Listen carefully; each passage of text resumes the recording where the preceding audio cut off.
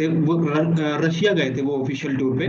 तो जैसे सर उनकी उपस्थिति में जब वाइस प्रेसिडेंट ने काम किया, जब साइन किए, शायद गुलजारी लाल नंदा थे, जो भी थे, जैसे उन्होंने जो काम किया सर, तो ऐसा हो सकता है कि प्रेसिडेंट जब वापस आए तो वो उनके करे हुए काम को नल एंड वॉइड कर दें? नहीं नहीं नहीं नहीं भाई, आप देखें प्रेसिडेंट की जो हैसियत है वो बहुत फॉर्मल टाइप की है। वो केवल एक तरह से जब सब कुछ सही चल रहा हो, पार्लियामेंट अपने पावर में हो और सब कुछ सही चल रहा है, तो वो खाली एक तरह से साइनिंग अथॉरिटी है। तो साइनिंग अथॉरिटी ए है या बी है, बहुत ज़्यादा सबस्टैंटिल फर्क नहीं पड़ता। तो ऐसा नहीं हो सकता, है ना? ठीक है सर। ठीक है, और कोई क्वेश्चन? या सर, ये इलेक्टोरल कॉलेज में जो यूटीज के इलेक्टेड मेंबर्स लिए गए हैं, वो सिर्फ दिल्ली और पुदुचेरी के ही क्यों लिए गए हैं? लास्ट क्लास ध्यान से नहीं सुना आपने? तो सुना तो, मतलब J&K के अभी इन्वॉल्व नहीं करेंगे इसमें? JNK में तो अभी विधानसभा बना ही नहीं है। देखो, यूटीज केवल दो ही यूटीज ऐसे हैं जहां पे अभी असेंबली है, ठीक है? जैसे दिल्ली में है, दिल्ली के मुख्यमंत्री होते हैं, और ऐसे ही पुदुचेरी में है। बाकी यूटीज में विधानसभा है ही नहीं। विधानसभा नहीं है तो एमएलए नहीं है, एमएलए नहीं है तो फिर उनको हम कैसे काउंट, है ही नहीं तो फिर कैसे काउंट करेंगे? ठीक है। J&K का तो सुना था, चलिए मैं देख लीजिएगा। नहीं, JNK का प्रपोज किया गया है कि बनेगा, अभी वहां पे इलेक्शन थोड़ी ना हुआ है। ओके, ठीक है।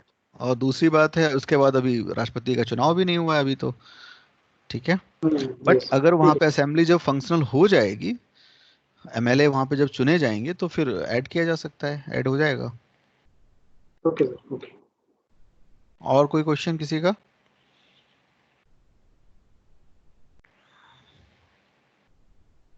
Okay, power and functions of president. मैंने आपको लास्ट क्लास में कहा था कि एग्जीक्यूटिव पावर की हम बात करें तो एग्जीक्यूटिव आज की तारीख में हमारा एग्जीक्यूटिव बहुत कुछ करता है। जो एरिस्टोटल के टाइम था, या प्लेटो के टाइम जो स्टेट का जो डेफिनेशन थी और जो एग्जीक्यूटिव का वर्क था, उसमें ज़मीन आसमान का फ़र्क आ चुका है। आज सच पूछा जाए तो एग्जीक्यूटिव के वर्क को डिफाइन ही नहीं किया जा सकता।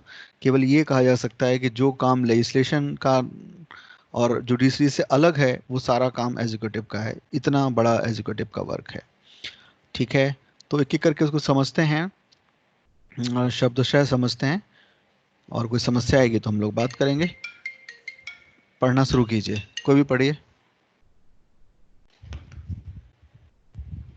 पढ़िए।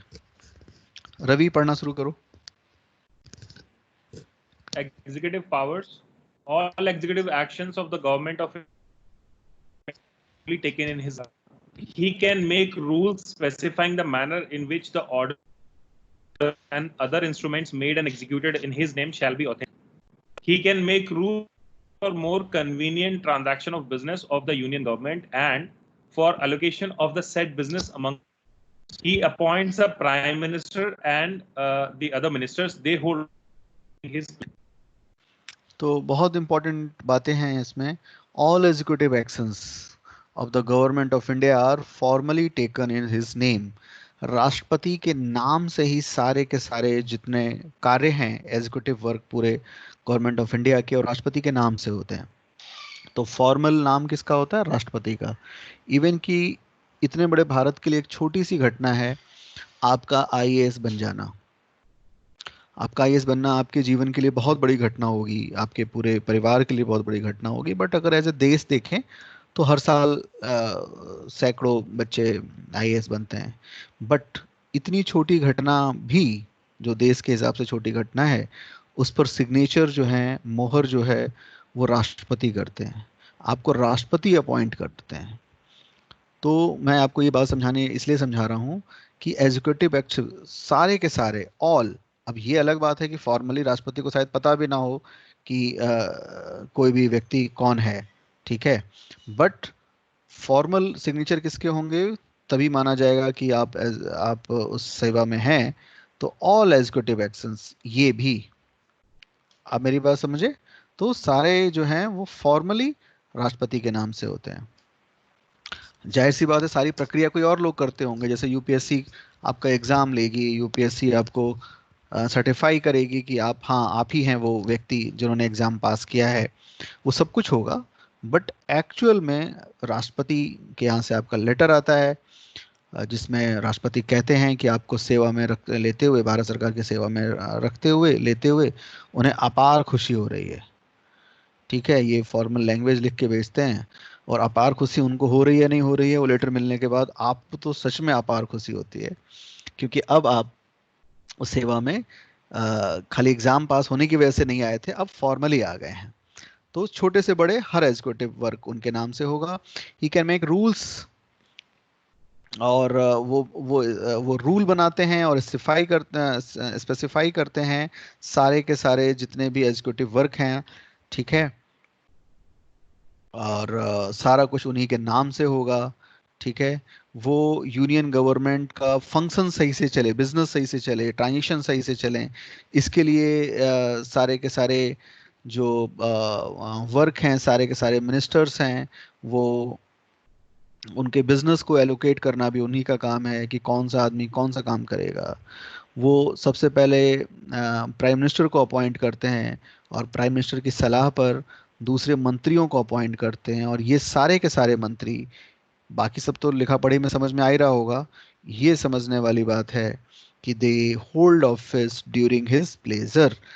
प्लेजर का मतलब है उनकी खुशी तक। कोई भी मंत्री अपनी योग्यता से मंत्री नहीं बना है, इसका मतलब ये होता है। इसका मतलब होता है कि कोई भी मंत्री अपनी योग्यता की वजह से खाली मंत्री नहीं बना है, उनके प्रसाद पर्यंत, प्रसाद का मतलब खुशी, प्लेजर।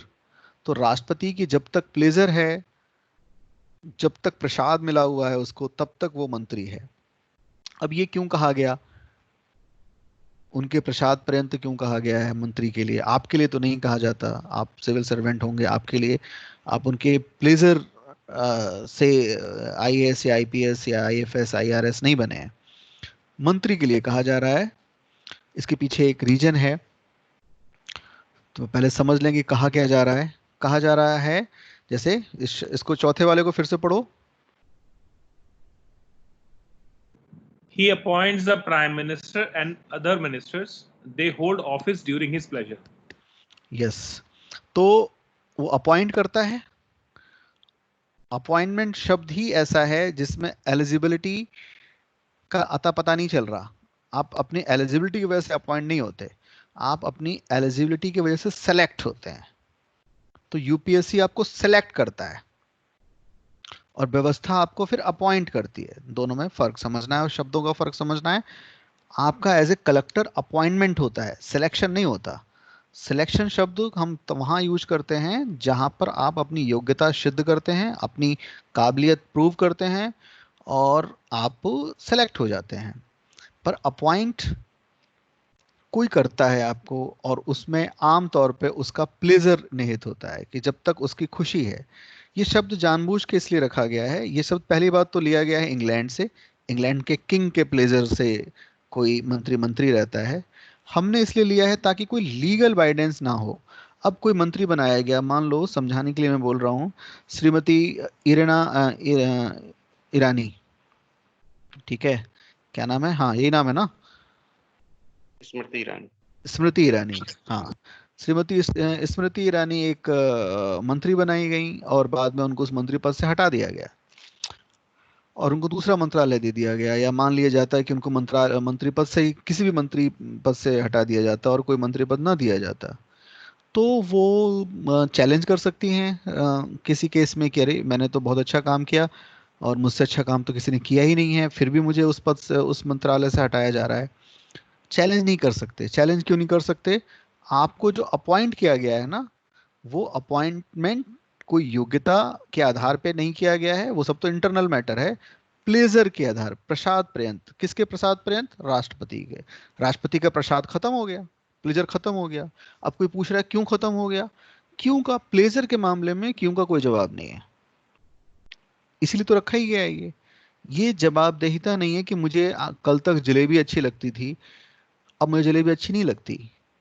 इसका कोई तर्क देने की आवश्यकता नहीं है, नहीं लगती अच्छी, इतना सिंपल है, प्लेजर लिखते ही कोई भी लीगल दावा खत्म हो जाता है। तो कोई मंत्री किसी तरह से कोई दावा नहीं कर सकता किसी पद के लिए कि वो पद पे वो क्यों बनाया गया है, या कब क्यों हटा दिया गया, क्यों दूसरा पद दे दिया गया, या कोई भी मंत्रालय क्यों नहीं दिया गया। वो किसी तरह का दावा नहीं कर सकता। कोई ये नहीं कह सकता कि सर मैं पिछले 15 साल से रक्षा मंत्री हूँ और नई गवर्नमेंट बनी है, इसमें मैं इलेक्शन जीत के आया हूँ, मुझे रक्षा मंत्री नहीं बनाया जा रहा। ऐसा कुछ भी दावा नहीं किया जा सकता। सब कुछ उनके प्लेजर पे डिपेंड करता है। जाहिर सी बात है, ये यूके का तो वहाँ पे तो मोनार्की है, वहाँ पे तो ये सूट करता है। हमने भी बहुत सोच समझ के इसको चुना है ताकि कोई भी लीगल झंझट हमें खड़ा ना हो हमारे सामने। क्या ये बात समझ में आ गई सबके? सर जैसे जैसे ये है सर कि प्राइम मिनिस्टर को अपॉइंट करते हैं और फिर प्राइम मिनिस्टर की सलाह पे दूसरे मंत्रियों को अपॉइंट करते हैं। हाँ, तो जैसे अगर किसी मंत्री को अगर प्रेसिडेंट को हटाना है तो मतलब वो अपनी मर्जी से एकदम हटा सकते हैं, या वो भी प्राइम मिनिस्टर की सलाह पे ही होता है? सारा का सारा काम प्राइम मिनिस्टर की सलाह पे होता है, बट फॉर्मल नाम होगा प्रेसिडेंट का। प्रेसिडेंट ही हटाते हैं ऐसा कहा जाता है। अपॉइंट भी वही कर रहे हैं, हटा भी वही रहे हैं, है ना। फॉर्मली यही होता है, but practically of course prime minister की बात से प्राइम मिनिस्टर की वजह से होता है। तो मतलब सर हम ये कह सकते हैं कि ऐसा नहीं हो सकता कि प्रेसिडेंट कल उठे और बोले कि मतलब कोई नहीं, भी नहीं हो सकता, हाँ नहीं हो सकता। ठीक है, ठीक है याद रखना है कि वो फॉर्मली है ना। ऐसा भी नहीं हो सकता कि प्रेसिडेंट कल उठें और कहें कि हमारा भतीजा जो है वो आज से आईएएस है। ना ये हो सकता है, और ना ही ये हो सकता है कि वो किसी मंत्री को कहें कि अब वो मंत्री नहीं है। ठीक है, तो ये वाला केस तो बिल्कुल ही अलग हो गया आईएएस का।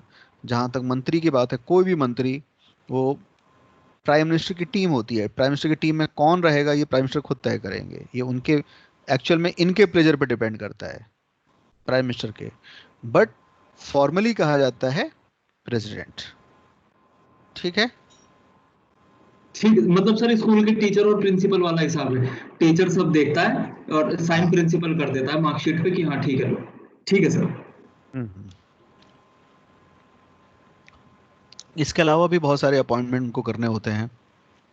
तो पहला अपॉइंटमेंट तो उन्होंने किया प्राइम मिनिस्टर का, और प्राइम मिनिस्टर की सलाह पर दूसरे मंत्रियों का। और ये दोनों अपने पद पे कब तक बने रहेंगे? सब लोग, पूरी की पूरी एग्जीक्यूटिव उन अपने पद पे बनी रहेगी as a pleasure of president. ठीक है। और जैसा कि मैंने कहा था, परंपरा बहुत इंपॉर्टेंट है, एथिक्स बहुत इंपॉर्टेंट है, मॉरलिटी बहुत इंपॉर्टेंट है। और उसको ध्यान में रखते हुए हमने चीज़ों को ओपन एंडेड रखा है। हमने इस चीज़ों को डिफाइन नहीं किया है, कि डिफाइन करते ही नैरोनेस आ जाएगी। इसके अलावा वो अपॉइंट करते हैं, पढ़ो कौन कौन।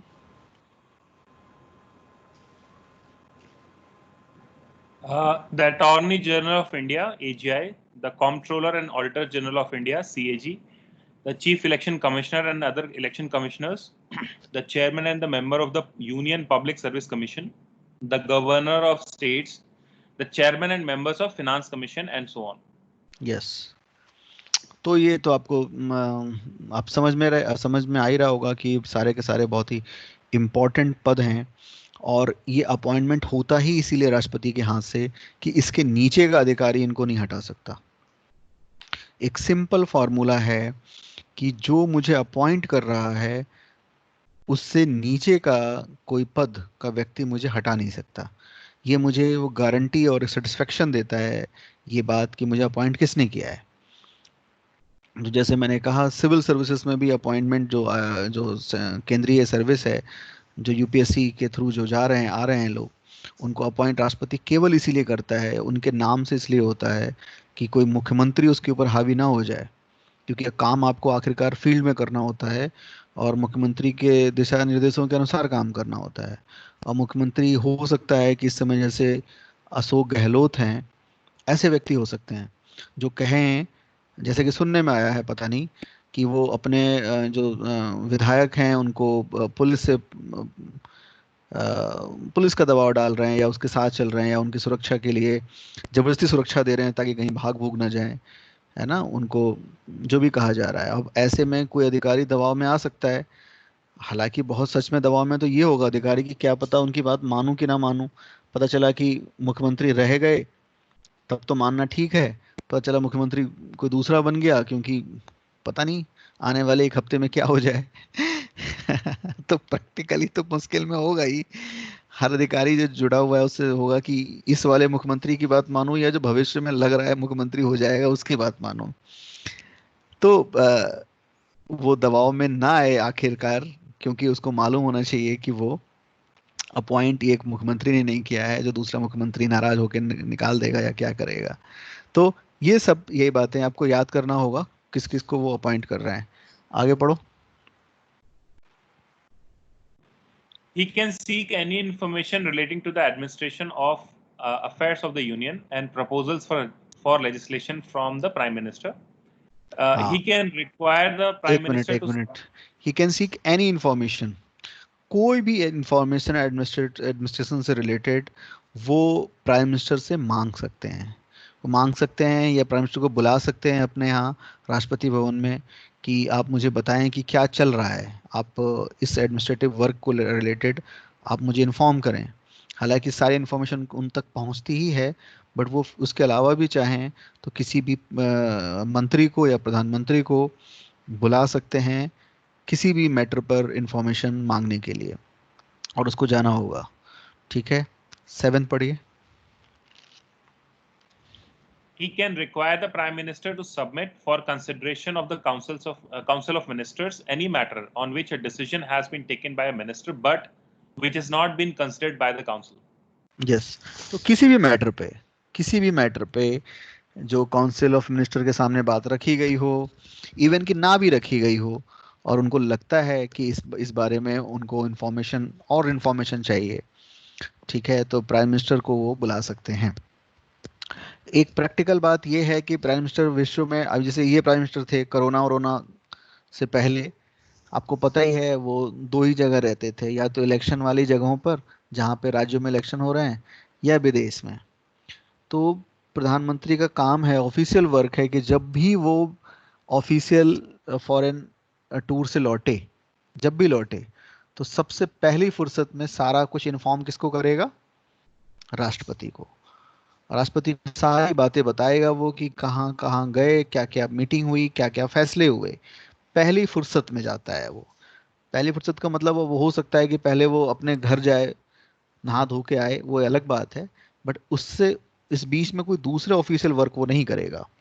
और सबसे पहले इन्फॉर्म करेगा वो राष्ट्रपति को, बिल्कुल वैसे ही जैसे ब्रिटेन के किंग को किया जाता है या क्वीन को किया जाता है। हर एक इंफॉर्मेशन दी जाती है, खास तौर पे विदेश में आपने कौन कौन से टाई अप किए, कौन कौन से आपने जो भी आपने मीटिंग्स की हैं उसकी पूरी सूचना जैसे वहाँ पे किंग को दी जाती है, ठीक वैसे ही भारत में प्रेसिडेंट को दिया जाता है सबसे पहली फुर्सत में। ठीक है, कोई भी मंत्री भी जाता है केंद्रीय स्तर का तो उसको भी यही करना होता है, सबसे पहले आके वो राष्ट्रपति को पूरी सूचना देता है। ठीक है, नेक्स्ट चलो। He can appoint a commission to investigate into the condition of SCs, STs and other backward classes. ठीक है, He next. can appoint an interstate council to promote center, state and interstate cooperation. Interstate council हम लोग जब states पढ़ेंगे तो ज़्यादा detail में समझेंगे। फिलहाल आप समझ ही पा रहे होंगे कि एक से ज़्यादा स्टेट मिलकर एक काउंसिल बनाते हैं उन सब मैटर में जो मैटर उन दोनों के बीच में कोई डिस्प्यूट हो सकता है। तो इंटरस्टेट काउंसिल बन सकता है, जैसे कावेरी रिवर को लेकर डिस्प्यूट है 3-4 स्टेट में, तो वो स्टेट मिलकर एक काउंसिल बना सकते हैं और इस तरह काउंसिल का अपॉइंटमेंट राष्ट्रपति करता है। तो ये सब आपको याद करना होगा, इसमें बहुत अभी समझाने का स्कोप नहीं है।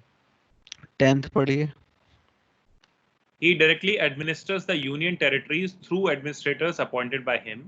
तो जैसा कि मैंने कहा यूटीज में सीधे सेंटर एडमिनिस्ट्रेशन करता है और इसके लिए वो एडमिनिस्ट्रेटर अपॉइंट करता है जो सीधे राष्ट्रपति करते हैं, और राष्ट्रपति के थ्रू एक तरह से वो यूनियन का एडमिनिस्ट्रेशन होता है यूनियन टेरिटरीज में। और ये यूँ किया जाता है कि वो क्षेत्र किसी न किसी वजह से बहुत सेंसिटिव होते हैं और वहाँ पर फुल स्टेट वाली छूट नहीं दी जा सकती लोगों को, और जब तक ऐसा लगता है केंद्र को, सेंटर को, कि वो सीधे एडमिनिस्ट्रेशन में आने चाहिए, उनको यूटी कहा जाता है, यूटी में रखा जाता है। और उनके एडमिनिस्ट्रेटर का अपॉइंटमेंट सीधे राष्ट्रपति करते हैं। Next. He can declare any area as scheduled area and has powers with respect to the administration of scheduled areas and tribal areas. तो किसी भी एरिया को शेड्यूल एरिया में, ठीक है, या ट्राइबल एरिया के किसी एरिया को शेड्यूल एरिया में वो कन्वर्ट कर सकते हैं, और वहाँ का एडमिनिस्ट्रेशन उनके निर्देशों के अनुसार या जो नए नियम बने हैं उसके अनुसार चलेगा। यानी कि यूँ समझो कि उत्तर प्रदेश था, अनडिवाइडेड उत्तर प्रदेश, जिसमें उत्तराखंड भी था। कोई ट्राइबल एरिया है जहाँ पर ऐसा लगता है कि वो एरिया एक डिस्ट्रिक्ट हो या 2 डिस्ट्रिक्ट मिलाकर हो, या कोई और भी एक पूरा का पूरा मंडल मिलाकर हो, जहाँ पे लगता है कि यहाँ पर अलग ढंग से एडमिनिस्ट्रेशन होना चाहिए, उस एरिया को वो शेड्यूल एरिया में कन्वर्ट कर सकते हैं।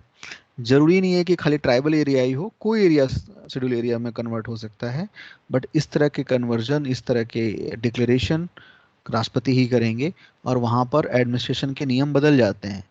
कैसे हो जाते हैं? जैसा कि वो नया रूल बनाया गया है।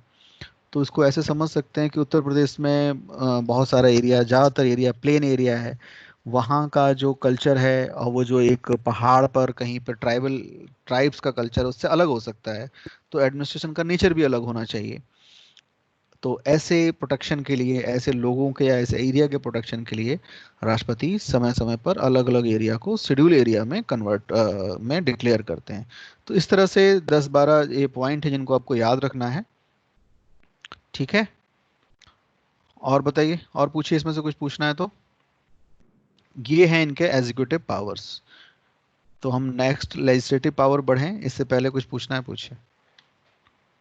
सर वैसे तो आपने कहा था अटॉर्नी जनरल आगे पढ़ेंगे हम, लेकिन फिर भी सर मुझे ना एक्चुअली अटॉर्नी जनरल का आइडिया नहीं है, कौन होता है सर एक्चुअली में अटॉर्नी जनरल? ये सरकारी वकील है, समझ लो, सरकार का पक्ष रखने के लिए सरकारी वकील है। इसका काम 2 काम है। ये सरकार को कानूनी सलाह देता है, सरकार को कानूनी सलाह देने के अलावा सरकार के कानूनी पक्ष को ये कोर्ट में रखता है। ठीक है, ओके। और कोई किसी को कुछ पूछना हो? Yes sir. सर ऐसा प्रैक्टिकली भी है कि प्राइम मिनिस्टर खुद जाते हैं प्रेसिडेंट के पास सब कुछ हाँ बताने? बिल्कुल, ये तो लॉ बाइंडिंग है, वो ऐसा करेंगे, करना ही पड़ेगा उनको। और इसके मतलब अलावा भी किसी, हाँ, हमारे प्राइम मिनिस्टर थोड़े पर लीगल मतलब बाइंडिंग है। हमारे प्राइम मिनिस्टर तो बहुत अच्छे हैं, करोड़ों लोगों ने चुना है उनको, तो कोई ऐसा काम थोड़ा ना करेंगे जो कानून के खिलाफ हो।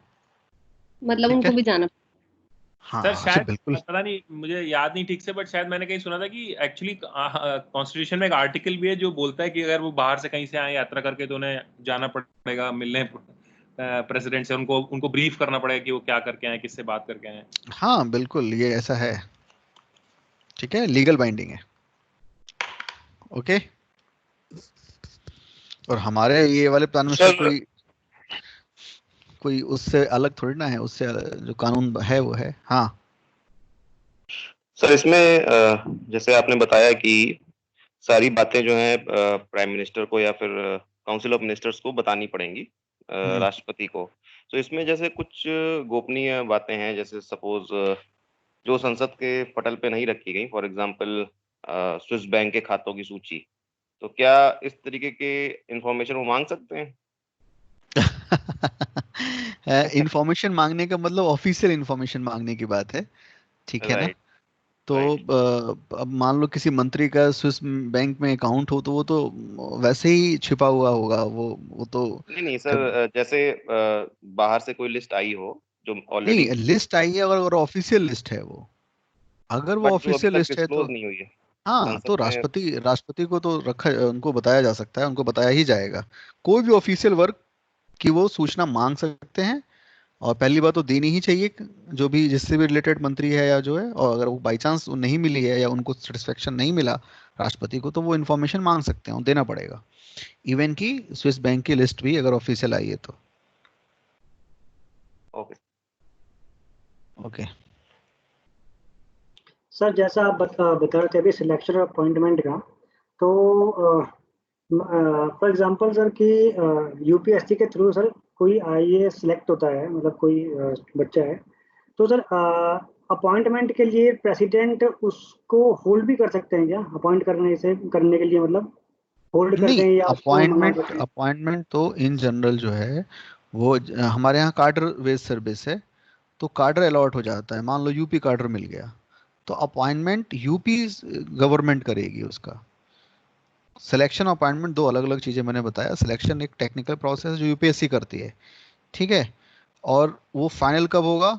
जब प्रेसिडेंट की सहमति मिल गई, मिल ही जाती है, वो तो फॉर्मल एक तरह से खाली एक परंपरा है, एक खाली एक बात है। बट उसको मान लो यूपी कार्डर मिल गया, अब यूपी कार्डर में कौन से जिले में पोस्टेड होगा, है ना, ये तो कौन तय करेगा? यूपी स्टेट गवर्नमेंट तय करेगी, ठीक है।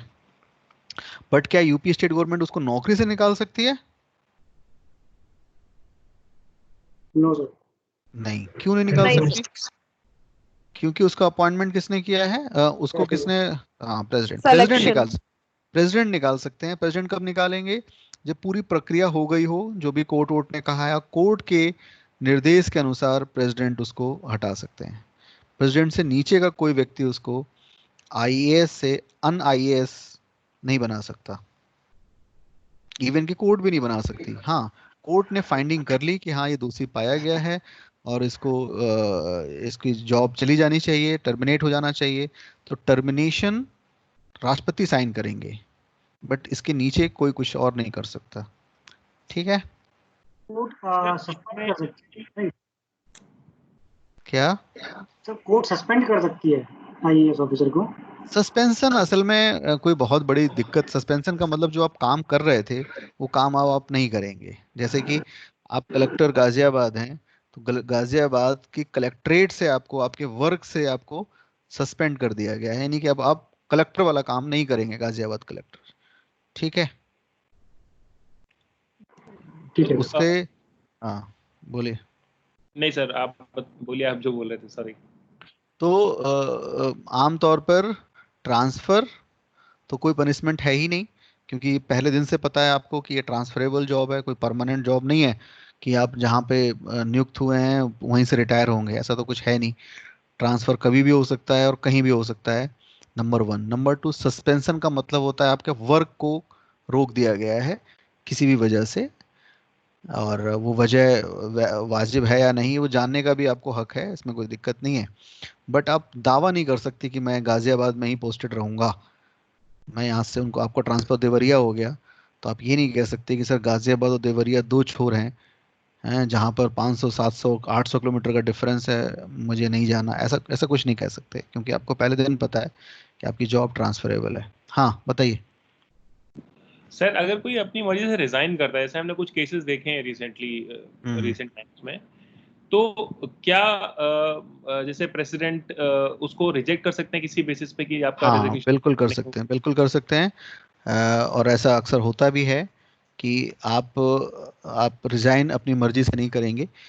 कई वजह हैं इसमें। तो पहली बात तो आपके ट्रेनिंग पे बहुत खर्चा हुआ है, अगर छोटी वजह भी देखें हम, हालांकि इतने बड़े स्टेट के लिए वो खर्चा कोई मतलब बहुत बड़ी चीज़ नहीं है, बट हम उसको अगर एक एक चीज़ काउंट करें तो आपकी ट्रेनिंग पे बहुत ज़्यादा खर्च होता है। हमारी ट्रेनिंग जो है वो बहुत ही बेहतरीन ट्रेनिंग होती है और बहुत खर्चीली होती है, नंबर वन।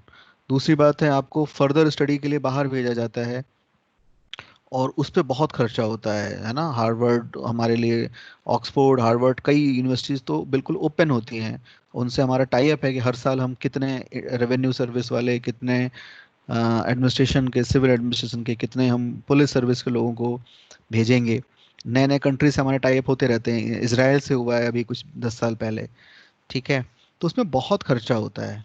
और आप, पता चला कि आप जब आप एक्चुअल में काम करने लायक तैयार हुए तो आपने रिजाइन कर दिया, या आप किसी ऐसे काम में लगे हुए हैं जो काम बीच में छोड़ा जाना ठीक नहीं है। इन शॉर्ट, रिजाइन आप करते हैं वो आपका हक है, आप रिजाइन कर सकते हैं, बट आपको तुरंत छुट्टी मिल जाए ये ज़रूरी नहीं है। कई बार रिजेक्ट हो जाता है, कई बार आपको कहा जाता है कि आप कम से कम 3 साल और काम करें, ऐसा हो सकता है, ठीक है। कई बार तुरंत भी मान लिया जाता है, ऐसा भी है। तो वो डिपेंड करता है कि किस कंडीशन में आप काम कर रहे हैं और क्या क्या आप पर लाइबिलिटीज़ हैं, ठीक है,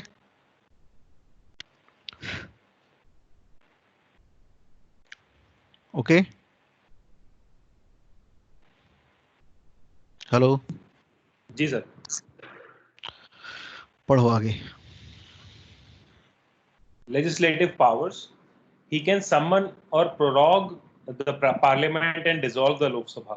यस, He- प्रोरोग मतलब आहूत करना, बुलाना, है ना। सम्मन का मतलब भी वही होता है, ठीक है। सम्मन हम लीगल टर्मिनोलॉजी यूज करते हैं, प्रोरोग एक सामान्य टर्मिनोलॉजी यूज करते हैं, और दोनों का मतलब है प्रारंभ करना या आहूत करना। तो ही कैन सम्मन और prorogue the parliament and dissolve the Lok Sabha. आप आगे समझेंगे कि पार्लियामेंट का मतलब लोकसभा राज्यसभा मिला के पार्लियामेंट बोलते हैं, बट केवल लोकसभा डिसॉल्व होती है। हम आगे पढ़ेंगे, राज्यसभा एक परमानेंट हाउस है, ठीक है, पर लोकसभा हर 5 साल के बाद डिसॉल्व हो जाती है, बीच में भी कभी कभी डिसॉल्व हो जाती है। तो हम देखेंगे कि भाई 15वीं लोकसभा, 16वीं लोकसभा, 17वीं लोकसभा, तो वो बता रहा है कि ये लोकसभा इतनी बार डिसॉल्व होके उसके बाद ये बनी है।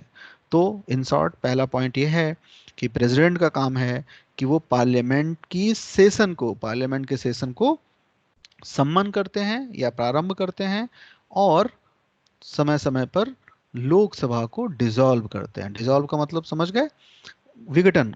लोकसभा विघटित हो गई, अब विघटन के बाद हमेशा क्या होगा, जनरल इलेक्शन, दोबारा से लोकसभा का गठन होगा, दोबारा से लोकसभा बनाई जाएगी, उसको हम कहेंगे जनरल इलेक्शन के थ्रू दोबारा से लोकसभा का गठन हुआ। ठीक है, ठीक है, next point. He can also summon a joint sitting of both the House of Parliament, which is presided over by the Speaker of the Lok Sabha. हाँ, तो हम इसको समझें कि जैसे कि मैंने कहा, पार्लियामेंट का मतलब राज्यसभा और लोकसभा मिला के, बट इन जनरल जो वर्क होते हैं वो अलग अलग होते हैं, अलग अलग हाउसेस भी हैं, फिजिकल भी अलग अलग हाउस हैं। ठीक है, आप अगर कभी समय मिलेगा तो आप संसद भवन जाइए, ठीक है। लास्ट ईयर हमने सोचा भी था, लेकिन फिर वो कंक्रीट में बदल नहीं पाया, स्टूडेंट्स को लेकर हम लोग पास वास मिल सकता है, ठीक है, 25-30 लोगों का एक साथ।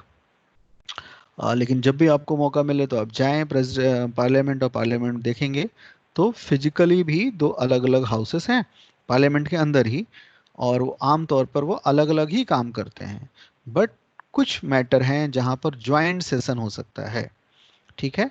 और ज्वाइंट सेशन का सम्मन हमेशा और हमेशा कौन करेगा, प्रेसिडेंट ही करेंगे, और उसकी जो उसका जो उसको प्रोसीड करने का, उसकी अध्यक्षता करने का जो लीगल राइट है वो किसका है, लोकसभा के स्पीकर का। स्पीकर का मतलब वहां का अध्यक्ष, लोकसभा का अध्यक्ष।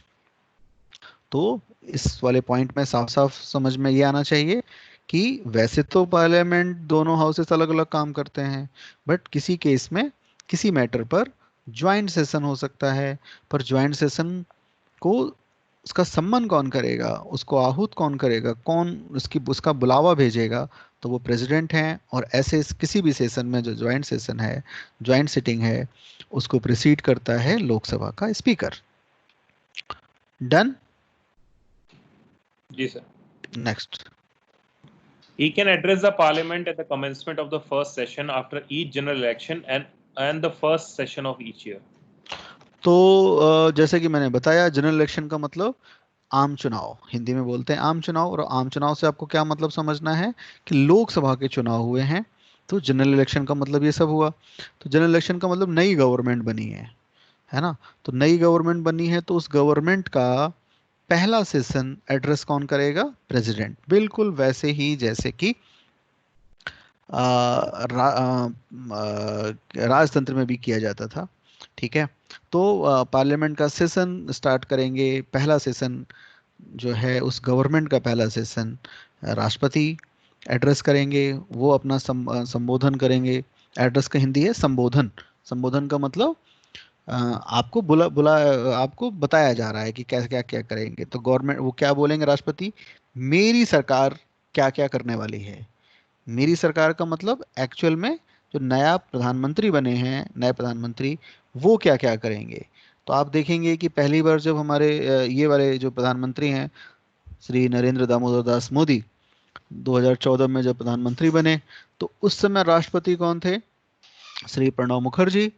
और प्रणब मुखर्जी ने भी यही शब्द इस्तेमाल किया क्योंकि ये एक फॉर्मल वर्ड है कि मेरी सरकार, माई गवर्नमेंट, है ना। तो वो एड्रेस है, एड्रेस करते हैं और लोग वो पार्लियामेंट को बताते हैं और इस तरह से पूरी जनता को बताते हैं कि मेरी सरकार क्या करेगी। इससे फर्क नहीं पड़ता कि अब जब वो शुरू में जब राष्ट्रपति बने थे तो कांग्रेस की गवर्नमेंट थी और वो उनके राष्ट्रपति रहते ही दूसरी गवर्नमेंट आ गई है, वो बीजेपी की है, इससे कुछ लेना देना नहीं है।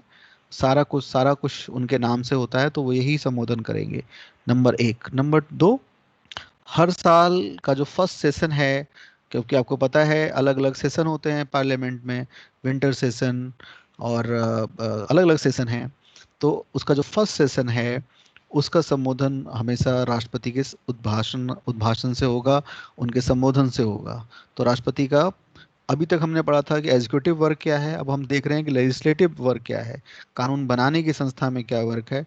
तो उसमें हमने पहला पढ़ा कि वो पार्लियामेंट को प्ररोग या सम्मन करते हैं, ज्वाइंट सिटिंग के लिए बुला सकते हैं और एड्रेस करते हैं वो। इसके अलावा क्या करते हैं, फोर्थ पढ़ो।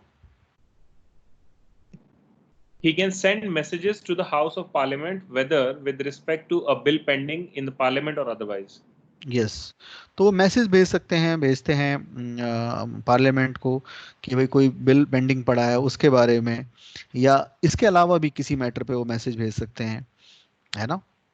तो उनका ये सब लेजिस्लेटिव वर्क है। इसके अलावा और क्या लेजिस्लेटिव वर्क है उनका, पढ़िए। He can appoint any member of the Lok Sabha to preside over meetings when the office of both Speaker and the Deputy Speaker fall vacant. Yes, तो he can appoint any member of the Lok Sabha to preside over the proceeding। यानी कि अगर लोकसभा के जो अध्यक्ष हैं, जिनको speaker बोला जाता है, वो नहीं है या डेप्यूटी स्पीकर का भी पद खाली है, तो किसी भी मेंबर को जो लोकसभा का मेंबर है उसको वो उस समय के लिए, जब तक कि नया स्पीकर नहीं आ जाता, उसको स्पीकर बना सकते हैं या उसको अध्यक्ष बना सकते हैं। तो ही कैन अपॉइंट एनी मेंबर। और एनी मेंबर का मतलब जरूरी नहीं है कि लोकसभा का ही मेंबर होना चाहिए ऑफ कोर्स वो, बट ये जरूरी नहीं है कि लोकसभा का इलेक्टेड मेंबर है या नॉमिनेटेड मेंबर, इससे फर्क नहीं पड़ता, है ना। तो इस तरह से ध्यान रखना है, एनी मेंबर लिखा हुआ है, any member of Lok Sabha, Lok Sabha का कोई भी मेंबर जिसको राष्ट्रपति चाहें, है ना। तो स्पीकर या डिप्टी स्पीकर की अनुपस्थिति में उसको प्रिसीड करने के लिए, यानी कि अध्यक्षता करने के लिए बुला सकते हैं। ठीक है, नेक्स्ट चलो। Similarly, he can also appoint any member of the Rajya Sabha to for its proceedings when the office of both the chairman and the deputy chairman fall vacant. तो ठीक ही है, ये तो समझ ही आ गया होगा, सेम वैसा ही है। Next. He nominates 12 members from amongst persons having special knowledge or practical experience in literature, science, art. हाँ, तो ठीक है, 12 इसमें राज्यसभा में और 2 लोकसभा में वो अपॉइंट कर सकते हैं। ठीक है, लोकसभा में अपॉइंट करने की जो एलिजिबिलिटी है वो ये है कि इंग्लो इंडियन कम्युनिटी से हो, जिसको अब हटा दिया गया है। ठीक है, अब नए अमेंडमेंट में जो अमेंडमेंट है उसमें 2 नॉमिनेट करने की जो लोकसभा की शक्ति थी, जिसमें इंग्लो इंडियन, क्योंकि इंग्लो इंडियन अब बचे ही नहीं है भारत में। ऐसे इंग्लो इंडियन कौन लोग थे? इंग्लो इंडियन वो लोग थे जो इंडियन थे पर ब्रिटिश थे, यानी कि ब्रिटेन के लोग थे जो इंडिया में रह गए, ठीक है, या उनकी संतानें। ठीक है, तो मूल रूप से वो इंग्लो यानी कि इंग्लैंड से थे, बट भारत में रुक गए, रह गए, आज़ादी के बाद भी नहीं गए।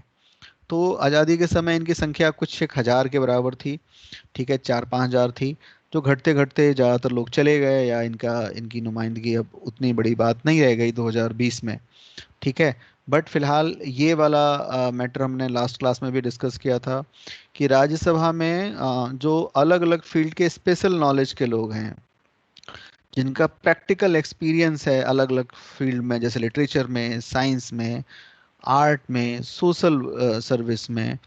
अब मैंने आपको लास्ट क्लास में कहा था कि इसमें से बहुत सारे लोग हो सकते हैं कि वो इलेक्शन लड़कर कभी भी ना पहुंच पाएं पार्लियामेंट में, या इलेक्शन लड़ने की उनकी इच्छा भी ना हो, है ना, बट वो अपने फील्ड के माहिर हैं, कोई लिटरेचर का माहिर है या कोई किसी आर्ट का माहिर है, और अगर संसद कोई नियम बनाती है तो उनका जो एक्सपीरियंस या उनकी जो एक्सपर्टीज़ है वो लॉ मेकिंग में काम आ सकता है, तो ऐसे लोगों को हम राज्यसभा में नॉमिनेट करते हैं, राष्ट्रपति नॉमिनेट करता है, ताकि उनके उन गुणों का, उनके उन करेक्टर का, उनके उन समझ का फायदा लिया जा सके।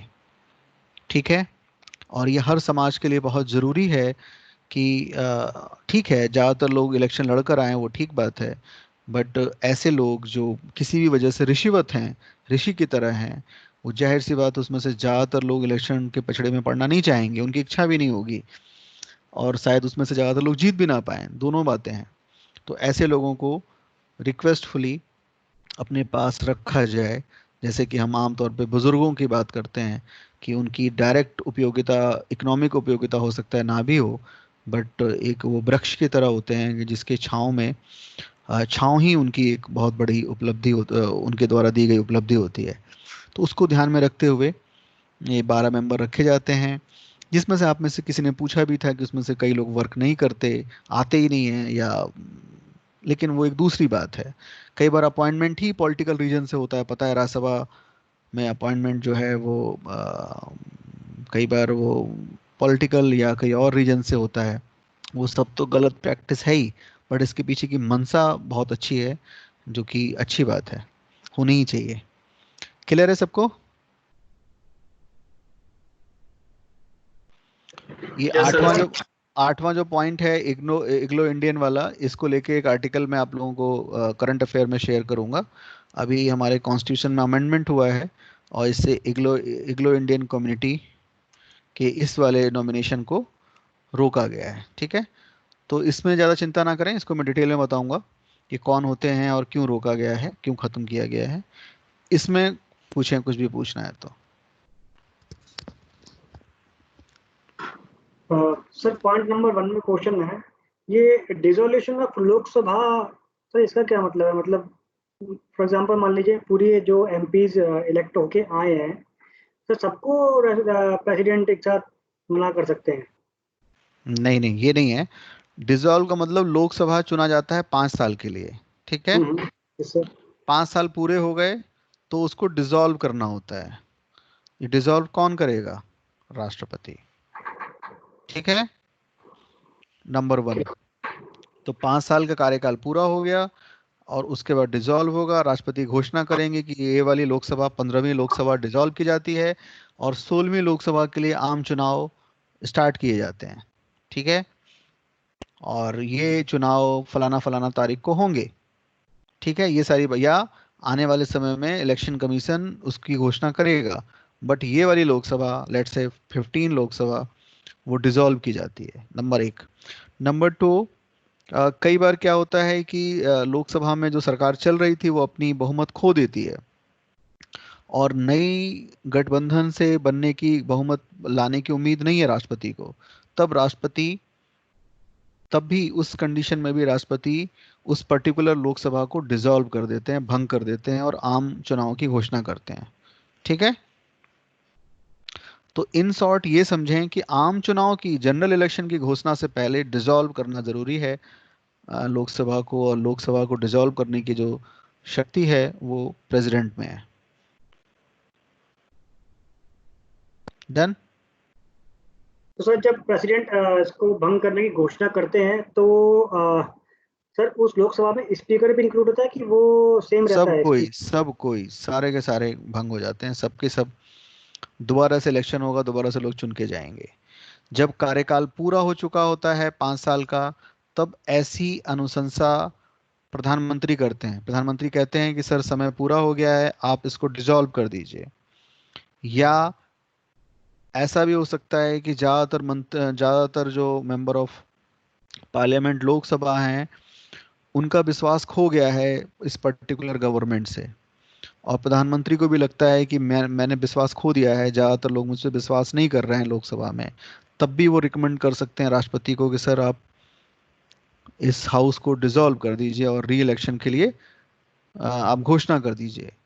उस समय में जबकि जब 5 साल पूरे हो गए हैं तब तो डिसॉल्व करेगा ही राष्ट्रपति, बट 5 साल पूरे नहीं हुए हैं और बीच में ही प्रधानमंत्री कह रहा है कि डिसॉल्व कर दीजिए, तो उस समय फिर विवेक होगा राष्ट्रपति का कि डिसॉल्व करे कि ना करे, है ना। तो लेकिन वो सब हम बाद में पढ़ेंगे, जब हम लोग आगे की चीज में पढ़ेंगे। फिलहाल डिसॉल्व का मतलब आप समझ गए? Yes sir, yes sir. तो अभी मान के चलो 5 साल पूरा हो गया, उसके बाद नए इलेक्शन होंगे, नए इलेक्शन मतलब जनरल इलेक्शन होंगे। जनरल इलेक्शन से ठीक पहले राष्ट्रपति को डिसॉल्व करना होता है लोकसभा को, और ऐसे में स्पीकर स्पीकर सब जितने भी लोकसभा के सदस्य हैं सब डिसॉल्व हो जाएंगे। ठीक है सर। नेक्स्ट 9th पढ़ो। सर एक मिनट सर, जनरल इलेक्शन में और उसके रिजल्ट में तो काफी टाइम बीच में होता है, तो हाँ इतने में कोई पार्लियामेंट मतलब कोई लोकसभा नहीं चल रही होती?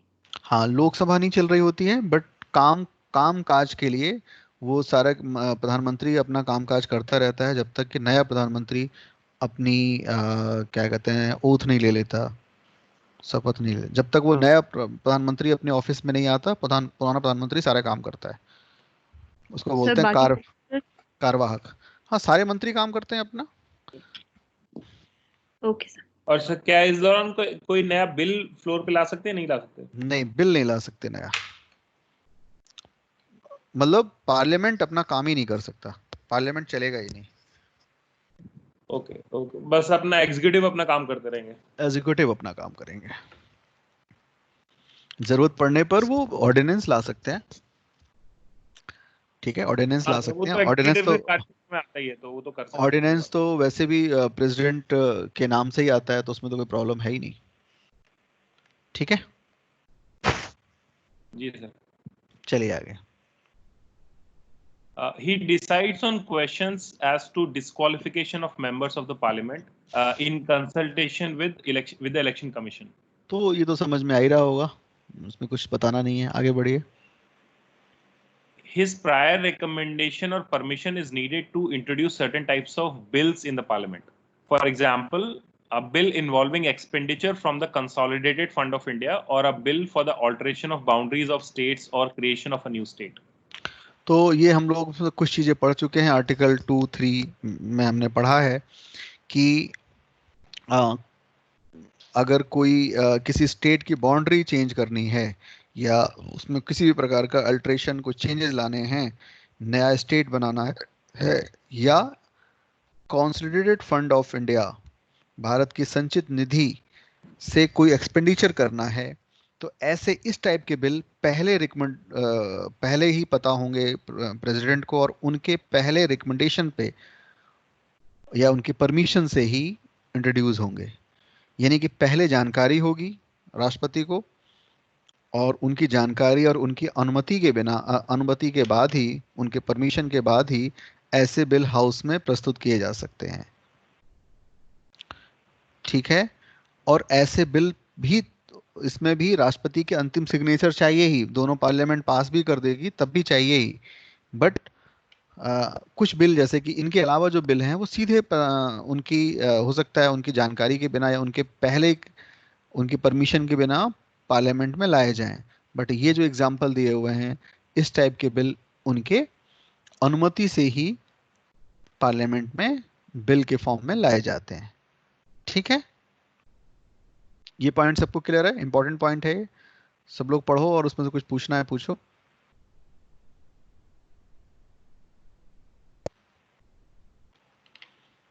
या चलो 11th भी पढ़ लो, उसके बाद पूछना। पढ़िए। When a bill is sent to the president after it has been passed by the parliament, he is provided with veto powers under Article 111 of our constitution, which will be discussed later under the heading veto powers of the president. हाँ, तो हम लोग आगे पढ़ेंगे। फिलहाल वो क्या क्या कर सकते हैं, अगर ये वाला कंडीशन है, उनके पहले ही परमिशन से बिल आया है, तो वो उस बिल पे साइन कर देते हैं। वरना आम तौर पर जो प्रेसिडेंट के पास बिल आता है, इसके अलावा, है ना, इस वाले पॉइंट के अलावा, उस पे वो साइन कर सकते हैं, साइन को रोक सकते हैं, और वो एक बार उसको वापस भेज सकते हैं पार्लियामेंट के पास कि आप इसको रिकंसीडर कर लीजिए, इस वाले पॉइंट पर या पूरे पूरे बिल पर, दोनों ही कंडीशन हो सकती है। फिलहाल अगर प्रेसिडेंट के पास कोई बिल आता है इस वाले को छोड़कर, मतलब इस वाले का मतलब जिसमें उनकी पहले ही रिकमेंडेशन ले ली गई है, उनकी परमिशन पहले ही ले ली गई है, इसको छोड़कर कोई और बिल आता है तो किसी बिल पर वो अपना वीटो पावर, वीटो का मतलब इनकार करने की शक्ति, मना करने की ताकत करके उसको वीटो कर सकते हैं। वीटो पावर कौन कौन से हैं हम थोड़ा रुक के पढ़ेंगे अभी। फिलहाल ये वाला 10वां पॉइंट समझ में आया, 10th नंबर? जी सर। कोई सर भी अगर हो प्रेसिडेंट हाँ।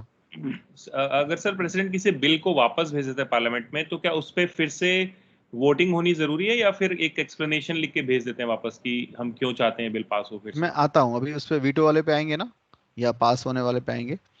फिलहाल जी। खाली अगर इतना जहां तक अभी तक पढ़ा है इसमें से कोई चीज समझ में ना आई हो तो पूछो। चलो ठीक है, आगे पढ़ो। Under Article 200, a bill passed by a state legislature is reserved by the governor for consideration of the president, and the president has the following choices: give his assent to the bill, or withhold his assent to the bill, or direct the governor to return the bill if it is not a money bill for reconsideration of the state legislature. तो हम देखेंगे bill, कुछ bill money bill होते हैं जिसके अंदर tax से reform, tax जोड़ना घटाना वगैरह रखा जाता है। तो मनी बिल को छोड़कर स्टेट के मामले में, स्टेट लेजिस्लेशन है ना, अगर कोई बिल भेजता है, स्टेट लेजिस्लेशन बिल किसके पास भेजता है सबसे पहले पास होने के लिए? स्टेट के गवर्नर के पास। पर गवर्नर को लगता है कि मुझे राष्ट्रपति की अनुमति ले लेनी चाहिए, हर हर बिल पे नहीं ऐसा लगता, बट गवर्नर को लगता है कि कोई ऐसा इंपॉर्टेंट बिल है जिस पर हमें राष्ट्रपति की अनुमति लेनी चाहिए, तो राष्ट्रपति के पास भेजता है। राष्ट्रपति क्या क्या कर सकता है? अपना एसेंट, अपनी सहमति दे सकता है। एसेंट मतलब सहमति, सहमति दे सकता है। सहमति दे दी तो गवर्नर के पास वापस भेजा जाएगा सहमति के साथ, गवर्नर उसको अपनी सहमति भी दे देंगे और वो बिल एक्ट में कन्वर्ट हो जाएगा। या और क्या कर सकता है वो? और विदहोल्ड कर सकता है, रोक सकता है। कब तक रोक सकता है? हमेशा के लिए रोक सकता है, ठीक है। इनकार कर सकता है कि नहीं नहीं इस पे सिग्नेचर नहीं होगा, ये इस पे सिग्नेचर नहीं हो सकता। या क्या हो सकता है? Direct to governor to return the bill to reconsideration. State assembly से कहा जा सकता है कि आप इस बिल पर दोबारा से विचार करें, इस पूरे बिल पर विचार करें, या इस बिल के point number such and such पे विचार करें। ये सारी शक्तियां राष्ट्रपति के पास हैं। किस केस में? जब उस राज्य का, उस स्टेट का गवर्नर कोई बिल को राष्ट्रपति के पास भेज देता है तो, ठीक है। अब ये ऐसा क्यों होता है? आप समझ सकते हैं कि हम वैसे तो फेडरल स्ट्रक्चर है भारत का, बट हमने जो फेडरलिज्म बनाया है, हमने वो ट्रू सेंस में फेडरलिज्म नहीं बनाया, हमने सेंटर को बहुत मजबूत बनाया है। तो कोई स्टेट हो सकता है जिसमें कुछ ऐसा बिल पास होने को हो जो कि सेंसिटिव हो, बॉर्डर एरिया का स्टेट हो, पंजाब हो, उत्तराखंड हो, या कोई और स्टेट हो, जहाँ पर उस बिल में कुछ ऐसे एलिमेंट हैं जो इंडिया के सॉवरेनिटी या इंटरनल सिक्योरिटी या किसी और को थ्रेट हो सकता है। ऐसे मामले में गवर्नर उसको खुद साइन करने के बजाय कंसिडरेशन के लिए राष्ट्रपति को भेज देता है। और ध्यान रखना है, ऐसे मामले में राष्ट्रपति के सिग्नेचर होते हैं, बट राष्ट्रपति का मतलब होता है यहाँ पर क्या? प्रधानमंत्री। और प्रधानमंत्री का मतलब यहाँ होता है मोटे तौर पे गृह मंत्री, ठीक है, होम मिनिस्टर। तो होम मिनिस्ट्री सलाह देती है एक्चुअल में, और ज़्यादातर काम जो राष्ट्रपति के सिग्नेचर वाला काम है उसमें से कई मामले में ज़्यादातर जो सलाह है वो होम मिनिस्ट्री देती है। होम मिनिस्ट्री प्रधानमंत्री को देगी और प्रधानमंत्री राष्ट्रपति को बताते हैं कि सर आपको साइन कर देना चाहिए या नहीं करना चाहिए, या रिटर्न कर देना चाहिए। इतनी बात समझ में आई? Point number 12। जी sir. Anyone, any question? Sir इसमें स्पेशली मनी बिल को बाहर क्यों रखा गया है? मनी बिल, को हाँ, मनी बिल पहले रिकमेंडेशन लेनी होती है मनी बिल लाने के लिए, गवर्नर की पहले रिकमेंडेशन आ चुकी होती है तब आता है मनी बिल। तो जिस चीज़ की मैं आज्ञा दे ही चुका हूँ, सब कुछ मैं पहले से ही जानता हूँ, तो उसमें ये लागू नहीं होता, ठीक है। Yes sir. और कोई क्वेश्चन? ठीक है, आगे बढ़िए। 13।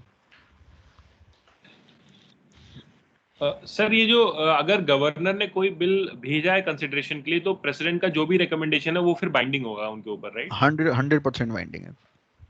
Okay. It should be noted here that it is not obligatory for the president to give his assent even if the bill is again passed by the state legislature and sent again to him for his consideration. Yes. He can promulgate ordinances when the parliament is not in session. He can also withdraw an ordinance at any time. ठीक है, तो समझ में आ रहा होगा, कुछ पूछना तो होगा नहीं इसमें।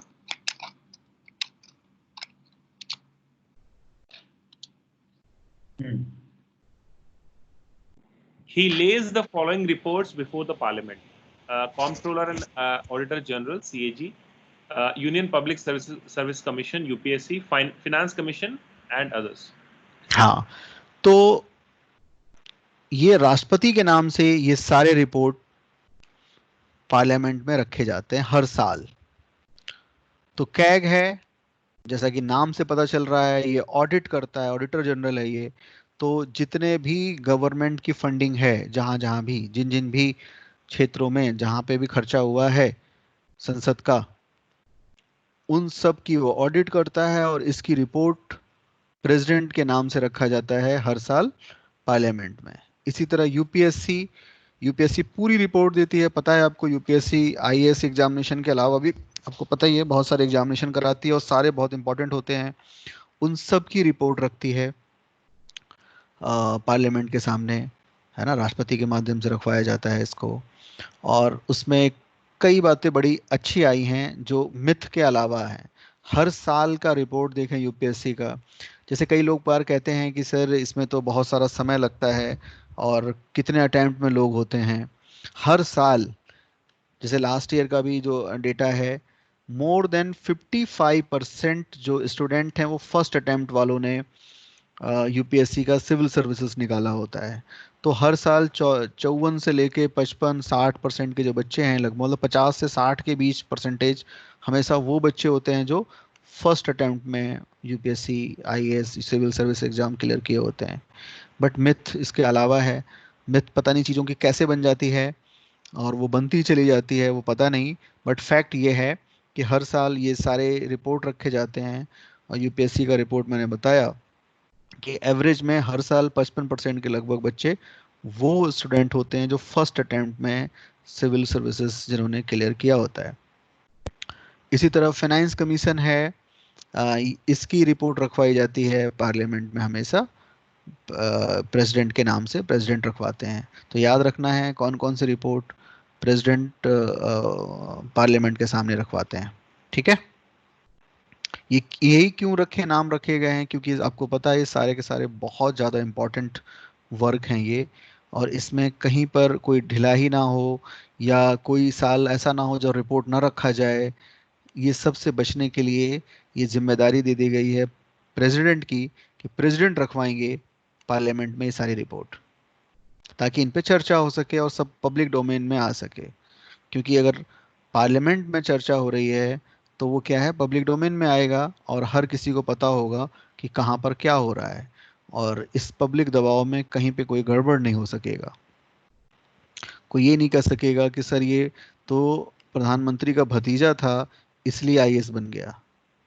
आपने बहुत सारे भारत में बहुत सारे इंस्टीट्यूशंस हैं, सबके बारे में अच्छी बात सुनी हो जरूरी नहीं है। कुछ ना कुछ दाग लगभग हर इंस्टीट्यूशन पे भारत में लग गया है। बट आपने देखा होगा कि चाहे वो कैग हो या यूपीएससी हो, पूरे 70 साल में कहीं भी आप नहीं सुनेंगे कि यूपीएससी में किसी का सिलेक्शन इसलिए हो गया क्योंकि वो मुकेश अंबानी का भाई था या भतीजा था या किसी प्रधानमंत्री का चहेता था इसलिए आईपीएस हो गया। अब कम से कम इस लेवल पे तो आप यकीन करेंगे ही कि सिलेक्शन जो है वो आपकी योग्यता के बल पर होता है, किसी के रिकमेंडेशन पे नहीं होता। क्योंकि अगर ऐसा होता तो मुकेश अंबानी और कई अडानी ऐसा चाहेंगे कि सिस्टम में उनके लोग भर जाएं, और अगर पैसे से खरीदा जा सकता तो वो ज़रूर भर देते। क्योंकि सिस्टम में अगर उनके लोग आ जाएं तो बहुत सारे निर्णय उनके पक्ष में होंगे या नीतियाँ उनके पक्ष में बनेंगी। बट हम कुछ एक संस्थानों के बारे में भारत में ये कह सकते हैं कि जिन्होंने अपनी किसी भी दूसरे संस्था की तुलना में अपनी छवि को बना के रखा है। यस और no? Yes, sir. Next. He can make regulations for the peace, progress, and good government of the Andaman and Nicobar Islands, Lakshadweep, Dadra and Nagar Haveli, and Daman and Diu. तो लगभग वो सब जगह के लिए ऐसा करते हैं, सारे यूटीज के लिए करते हैं। बट ये यूटीज ऐसे हैं जहाँ पर अलग सिचुएशन है, जहाँ पे ट्राइब सिचुएशन है, पॉपुलेशन बहुत कम है, ठीक है। तो इन जगहों की स्पेशल लोकेशन भी इनका स्पेशल है, स्ट्रेटजिक लोकेशन है, ठीक है। क्योंकि देखिए इस तरह के दबाव आप चंडीगढ़ में नहीं देखेंगे, दिल्ली में नहीं देखेंगे, जिस तरह के दबाव या जिस तरह की सिचुएशन इन जगहों पर है। तो यहाँ पे रेगुलेशन, वहाँ की पीस, प्रोग्रेस और गुड गवर्नेंस को वो लगातार देखते हैं और उस पर नज़र रखते हैं। आगे चलो।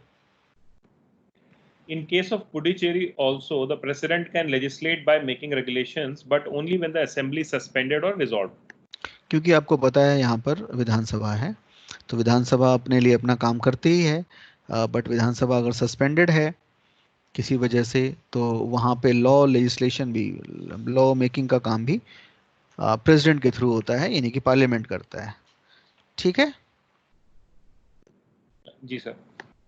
तो ये था आपका दूसरा पॉइंट जो लेजिस्लेशन को लेकर था। तो मैंने आपको बताया था शुरू में ही कि प्रेसिडेंट के पास ये सारे पावर हैं, ये सारे फंक्शंस हैं, जिसमें से एग्जीक्यूटिव पावर है और लेजिस्लेशन पावर, हमने 2 पावर पढ़ लिया। एग्जीक्यूटिव पावर, सारे फॉर्मल वर्क, एग्जीक्यूटिव वर्क इन्हीं के नाम से होते हैं। इवन की लेजिस्लेटिव पावर है, और क्योंकि साइनिंग अथॉरिटी राष्ट्रपति ही हैं, तो जब हम लेजिस्लेटिव पावर की बात करते हैं, इवन कि हम जब पार्लियामेंट की बात करते हैं, तो पार्लियामेंट 3 लोगों से मिलकर बना होता है। सबसे पहले प्रेसिडेंट, फिर राज्यसभा और लोकसभा। इन तीनों को मिलाकर बनता है हमारा संसद, हमारा पार्लियामेंट। इन तीनों को मिला के बनता है। प्रेसिडेंट क्यों पार्लियामेंट के पार्ट हैं? क्योंकि इनके सिग्नेचर के बिना कोई भी बिल एक्ट में कन्वर्ट नहीं हो सकता, उसके अंदर लीगल पावर नहीं आ सकता। और राज्यसभा लोकसभा तो आप जान ही रहे हैं। अगर आपको कभी इंटरव्यू में बताना हो तो आपको इसी क्रम में बताना चाहिए। जब पूछा जाए कि आपने, मान लो, वैसे तो नहीं पूछा जाएगा, बट आपने कोई बात कही, उस दौरान आपने कहा पार्लियामेंट ऑफ इंडिया किसी बात के दौरान, तो कोई भी जो भी इंटरव्यूअर है वो कोई क्वेश्चन पहले से तैयार करके नहीं आता कि हर बच्चे के लिए क्वेश्चन तैयार करके, वो तो आपकी बातों से कोई क्वेश्चन निकाल लेते हैं।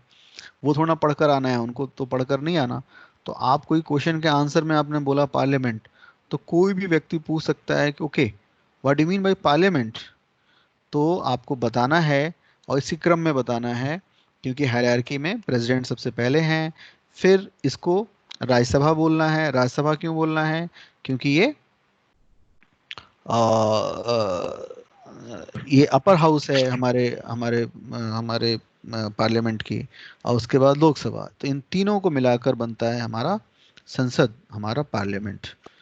तो ये 2 पावर हमने पढ़ लिया है। अब हम जानते हैं राष्ट्रपति के फाइनेंशियल पावर क्या है।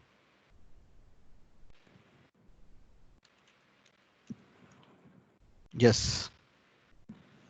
Financial powers. Money bills can be introduced in the parliament only with his prior recommendation. ये मैं आपको ने बता दिया कि कुछ बिल जिसके अंदर मनी बिल भी आता है और राज्यों की नाम या बाउंड्री को चेंज करने वाला बिल होता है, वो हमेशा और हमेशा राष्ट्रपति के पहले पूर्व अनुमति, प्रायर रिकमेंडेशन, पूर्व अनुमति या उनके पूर्व अनुशंसा के आधार पर ही इंट्रोड्यूस किया जाता है। ठीक है, आगे चलिए। He causes to be laid before the parliament the annual financial statement, that is the union budget. Yes, तो यूनियन बजट जो है उसका ऑफिशियल जो नेम है वो है एनुअल फाइनेंशियल स्टेटमेंट। बजट शब्द का इस्तेमाल भारत में के कॉन्स्टिट्यूशन में किया नहीं गया है, बट हम जानते हैं कि बजट है ये। क्यों बजट है? क्योंकि परंपरा से अंग्रेजों के ज़माने से चला आ रहा है। विश्व में सब जगह बजट ही कहते हैं, है ना, ज़्यादातर जगह, बट इसका ऑफिशियल नेम क्या है? Annual financial statement. तो राष्ट्रपति की अनुमति से पार्लियामेंट के सामने हर साल यूनियन बजट रखा जाता है। और No demand for a grant can be made except on his recommendation. हाँ, ग्रांट का मतलब क्या होता है, कोई बताए? सर बोरोइंग, क्या? बोरोइंग, सर अनुदान। बोरोइंग? बोरोइंग क्या होता है? बोरोइंग मतलब उधार लेना? हाँ सर, अनुदान मतलब वही काम, वही मतलब था सर कहने का। नहीं नहीं नहीं नहीं, गलत है। और कोई? आपकी वॉइस बहुत गूंज रही है, आप बोरोइंग बोला ना आपने? नहीं, बोरोइंग नहीं है, गलत है। और कोई? सर अनुदान होता है इसका मतलब। इसका मतलब क्या होता है? देखो, हिमानी बताओ। सर कोई भी मनी किसी पर्टिकुलर पर्पस के लिए दी गई हो गवर्नमेंट को। नहीं, चलो, पैसा देना बहुत तरह से होता है। जैसे किसी ने कहा कि बोरोइंग, पैसे कई तरह से दिए जाते हैं। हम उधार देते हैं, हम उधार चुका रहे होते हैं, कई तरह से पैसा देना होता है। जहां भी ग्रांट वर्ड आए, इसका मतलब पैसा ऐसा देना जिसमें जो रिटर्न नहीं होना है, जो वन वे है। जैसे हम उधार देते हैं, उधार मतलब क्या होता है? पैसा चुकाया जाएगा, टर्म कंडीशन होती है। ग्रांट का मतलब वन वे, ऐसा पैसा जो दिया जा रहा है, कुछ उस पैसा वापस नहीं आना है, उसको हम बोलते हैं ग्रांट। ठीक है? तो ग्रांट वर्ड जहां भी आए, इसका मतलब वन वे ट्रांजिशन है। क्लियर है? दान समझें इसको। दान जैसे कैसे होता है? अगर हमने किसी किसी कोई हमारे यहाँ कोई भिक्षा मांगने आया और उसको मैंने दान दिया, है ना, उसको 10 रुपए दिए, तो ऐसा नहीं है कि उससे फिर मैं 6 महीने बाद मांगू कि ब्याज जोड़ के 15 रुपए हो गए, दे दो। अगर ऐसा है तो फिर वो दान नहीं था। ठीक है? ग्रांट का मतलब होता है ऐसा फाइनेंशियल ट्रांजेक्शन जो वन वे हो। बट इसके अलावा भी तो पार्लियामेंट ट्रांजेक्शन करती है। हाँ, करती है। वो किसी कंट्री को पैसे दे सकती है, वो किसी स्टेट को दे सकती है जिसको रिटर्न करना हो, उनको ग्रांट नहीं बोलेंगे। क्लियर है? सर तो डोनेशन और ग्रांट सेम सेम थिंग हो गई ना? नहीं, डोनेशन, डोनेशन जो है वो एक एक तरह का ग्रांट ही है। बट ग्रांट एक बड़ा वर्ड है, उसमें डोनेशन उसके अंदर आ सकता है। ठीक है?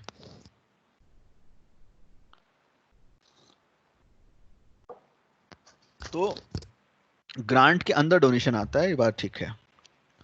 तो इन शॉर्ट, जब पार्लियामेंट कोई पैसा दे रही है, किसी को, स्टेट को दे रही है, किसी विश्वविद्यालय को दे रही है, जैसे यूनिवर्सिटी ग्रांट कमीशन, यूजीसी, नाम सुना होगा आपने, यूनिवर्सिटी ग्रांट कमीशन।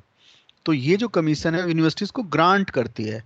तो ऐसा बिल्कुल नहीं है कि यूनिवर्सिटीज उनको पैसा कमा के देंगी, रिटर्न देंगी, ऐसा कुछ नहीं है। ठीक है? समझ में आ गया सबके ये? तो no demand for a grant can be made except on his recommendation. उनकी अनुमति के बिना कोई भी ग्रांट नहीं दिया जा सकता। आगे चलो। सर ये ग्रांट illegal भी तो हो सकती है। सर ये लेता कौन है ग्रांट? मतलब कौन मांगेगा परमिशन? मतलब जो स्टेट गवर्नमेंट से, अगर उन्हें सेंट्रल गवर्नमेंट से लेना हो तब? हाँ, बहुत सारी चीजें दान ही में ही होता है। तो अनुदान है, इसको हिंदी में अनुदान बोलते हैं और ग्रांट बोलते हैं इंग्लिश में। और वो अलग अलग, जैसे मैंने कहा यूजीसी को जो पैसा मिलता है और वो यूनिवर्सिटीज को देती है, वो ग्रांट है। राज्यों को दिया जाता है किसी काम के लिए ग्रांट, कहीं बाढ़ आ गई तो उनकी सहायता जो है वो ग्रांट के रूप में की जाती है। बहुत कुछ है। अच्छा, तो सर इसका ऐसा भी हम कह सकते हैं, एक तो मतलब एक तो ये हो गया कि कोई स्टेट है वो सेंटर से मांग रहा है, तो स्टेट परमिशन मांगेगा, राइट? या सेंटर परमिशन मांगेगा प्रेसिडेंट से कि हम दे दें क्या? नहीं, स्टेट तो परमिशन थोड़ा मांगता है, स्टेट तो रिक्वेस्ट करेगा। ठीक है?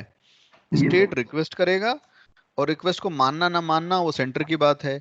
बट सेंटर मान लो मानता है, मानता है कि हाँ भी हमें देना चाहिए, तो वो पहले रिकमेंड कौन करेंगे? किसके रिकमेंडेशन पे ऐसा होगा? केवल प्रेसिडेंट के रिकमेंडेशन पे ऐसा। प्रेसिडेंट अपनी सहमति देंगे तभी होगा। ठीक है सर। और सर ये बाहर भी हो सकता है, मतलब जैसे कोई हम विदेश में फॉरेन भी देते हैं, हाँ बिल्कुल देते हैं। अभी हमने कई कंट्री को कुछ समय पहले पिछले साल ही दिया है। ठीक है, ठीक है सर। अभी मेडागास्कर को दिया, उससे पहले बहुत देते रहते हैं। हम खुद कहीं से मांग के लाते हैं और फिर अपने पैसे छोटे मोटे स्टेट को देते रहते हैं। ठीक है, चलो आगे। He can make advances out of the contingency fund of India to meet any unforeseen expenditure. ये भी बिल्कुल समझ में आ रहा होगा कि कई तरह के फंड हैं, उसमें से एक बड़ा फंड है हमारे यहाँ पे जो कंटीजेंसी के नाम से है। कंटीजेंसी का मतलब आपात, ऐसा जो हमने सोचा नहीं था, है ना। अनफोर्सिन एक्सपेंडिचर में एडवांस कोई अगर स्टेट मांगता है या पार्लियामेंट को भी चाहिए तो वो प्रेसिडेंट की अनुमति से ही संभव है। ठीक है, वो एडवांस प्रोवाइड करते हैं, कंटीजेंसी फंड ऑफ इंडिया से पैसे निकाल के देते हैं। ठीक है, ये आपात का फंड होता है। ये ऐसा फंड है जिसको हमने पहले से सोचा नहीं था, बजट में इसके बारे में नहीं सोचा था। ठीक है, तो इस तरह के एडवांस प्रोवाइड करना भी फाइनेंशियल पावर ऑफ प्रेसिडेंट है। ठीक है, Yes. अनफोर्सिन एक्सपेंडिचर समझ ही रहे होंगे, कहीं कहीं भूकंप आ गया, तूफान आ गया, कोई बीमारी फैल गई जो कि बजट में एस्टिमेट ही नहीं किया हमने। ठीक है, और उसमें से पैसे निकालना, एज एडवांस देना, ये भी राष्ट्रपति का फाइनेंशियल पावर है। Next, Constitutes a finance commission after every 5 years to recommend the distribution of revenues between the center and the states. आपको पता ही है कि ज़्यादातर जो टैक्स की पावर है वो सेंटर के पास है, तो सेंटर के पास हमेशा फाइनेंस ज़्यादा होता है कंपेयर टू स्टेट्स। फिर उसका डिस्ट्रीब्यूशन होता है, तो हर 5 साल के बाद एक फाइनेंस कमीशन बिठाया जाता है और उसके रिकमेंडेशन पे दोबारा से पैसे डिस्ट्रीब्यूट, जो रेवेन्यू है उसको रीडिस्ट्रीब्यूट किया जाता है डिफरेंट स्टेट्स में। तो ये फॉर्मूला कौन देगा कि इस 5 साल के बाद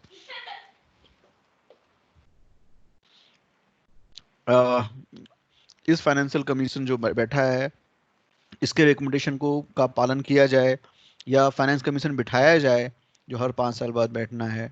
ये सारे के सारे काम राष्ट्रपति करता है। तो दो काम कर रहा है इस पॉइंट में राष्ट्रपति, फाइनेंस कमीशन बिठा रहा है हर 5 साल के बाद। उस कमीशन का काम क्या होगा, जो रेवेन्यू इकट्ठा हुआ है सेंटर के पास 5 साल में, उनको डिस्ट्रीब्यूट करना है। डिस्ट्रीब्यूट का क्या फॉर्मूला होगा, वो फार्मूला बताएगा फाइनेंस कमीशन। तो उस फार्मूले के अनुसार डिस्ट्रीब्यूशन का काम भी राष्ट्रपति करवाएंगे। ठीक है, समझ में आ रहा है। तो फाइनेंस कमीशन बनाना 5 साल में और उसके फार्मूले को पालन करवाना, ये राष्ट्रपति का काम है।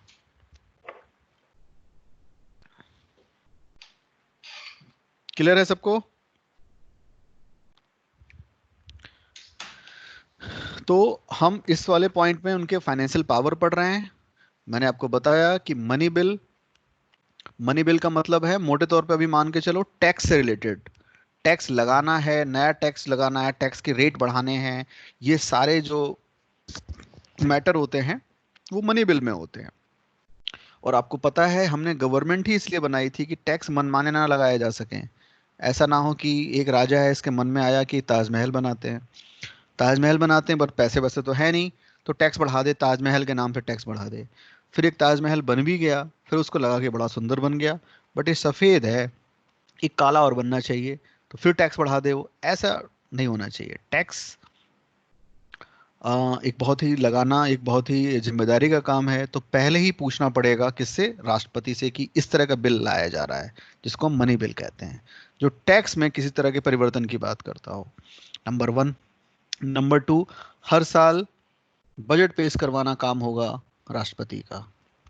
इसके अलावा कोई भी ग्रांट उनकी अनुमति के बिना नहीं दी जा सकती, यानी कि राष्ट्रपति की अनुमति होगी तभी कोई ग्रांट मिलेगा। ग्रांट वो पैसा है जो लौट के नहीं आना है। ठीक है, तो वो पैसा है किसका, पब्लिक फंड है वो, है ना। तो पब्लिक फंड किसके नाम से निकलना चाहिए, राष्ट्रपति के नाम से। इसके अलावा जो आपातकाल का पैसा है, ठीक है, और उससे कुछ एडवांस निकलना है, ये सारे काम राष्ट्रपति की अनुमति से होंगे। इसके अलावा मैंने कहा कि जब टैक्स आपके ऊपर जो टैक्स लगा हुआ है उसमें सेंटर का टैक्स ज़्यादा है, सेंटर का टैक्स कलेक्शन भी ज़्यादा है। इनकम टैक्स कौन सा है? सेंटर का टैक्स है। ज़्यादातर टैक्स जो हैवी टैक्स हैं वो सब सेंटर के हैं, तो सेंटर के पास ज़्यादा टैक्स जमा होता है, ज़्यादा रेवेन्यू जमा होता है, और वो राज्यों को हर 5 साल के बाद रिटर्न करते हैं उसकी कुछ मात्रा, कुछ अमाउंट। तो मान लो सेंटर के पास जो पैसा जमा हुआ, इस बार फॉर्मूला ये बनाया गया, फार्मूला कौन बनाएगा? फाइनेंस कमीशन बनाएगा, जो हर 5 साल के बाद गठित करता है राष्ट्रपति। उसने बनाया कि सेंटर के पास जितना पैसा आया है उसका 44% पैसा राज्यों में अब डिस्ट्रीब्यूट कर दिया जाए। तो 44% होना चाहिए या 50% होना चाहिए या 70% होना चाहिए, ये फाइनेंस कमीशन बताएगा। फिर लेट से जैसे इस साल हुआ 44% की बात कही गई, इस साल फाइनेंस कमीशन ने कहा। तो इस 44% किस राज्य को कितना मिलेगा? बिहार को कितना मिलेगा, पंजाब को कितना मिलेगा, या उत्तर प्रदेश को कितना मिलेगा, उसका फॉर्मूला क्या होगा, ये सब कुछ फाइनेंस कमीशन तय करता है। तो राष्ट्रपति का काम होगा हर 5 साल के बाद फाइनेंस कमीशन बनाना और उसके बताए फॉर्मूले पर, उसके रिकमेंडेशन पर डिस्ट्रीब्यूट करना। क्लियर है?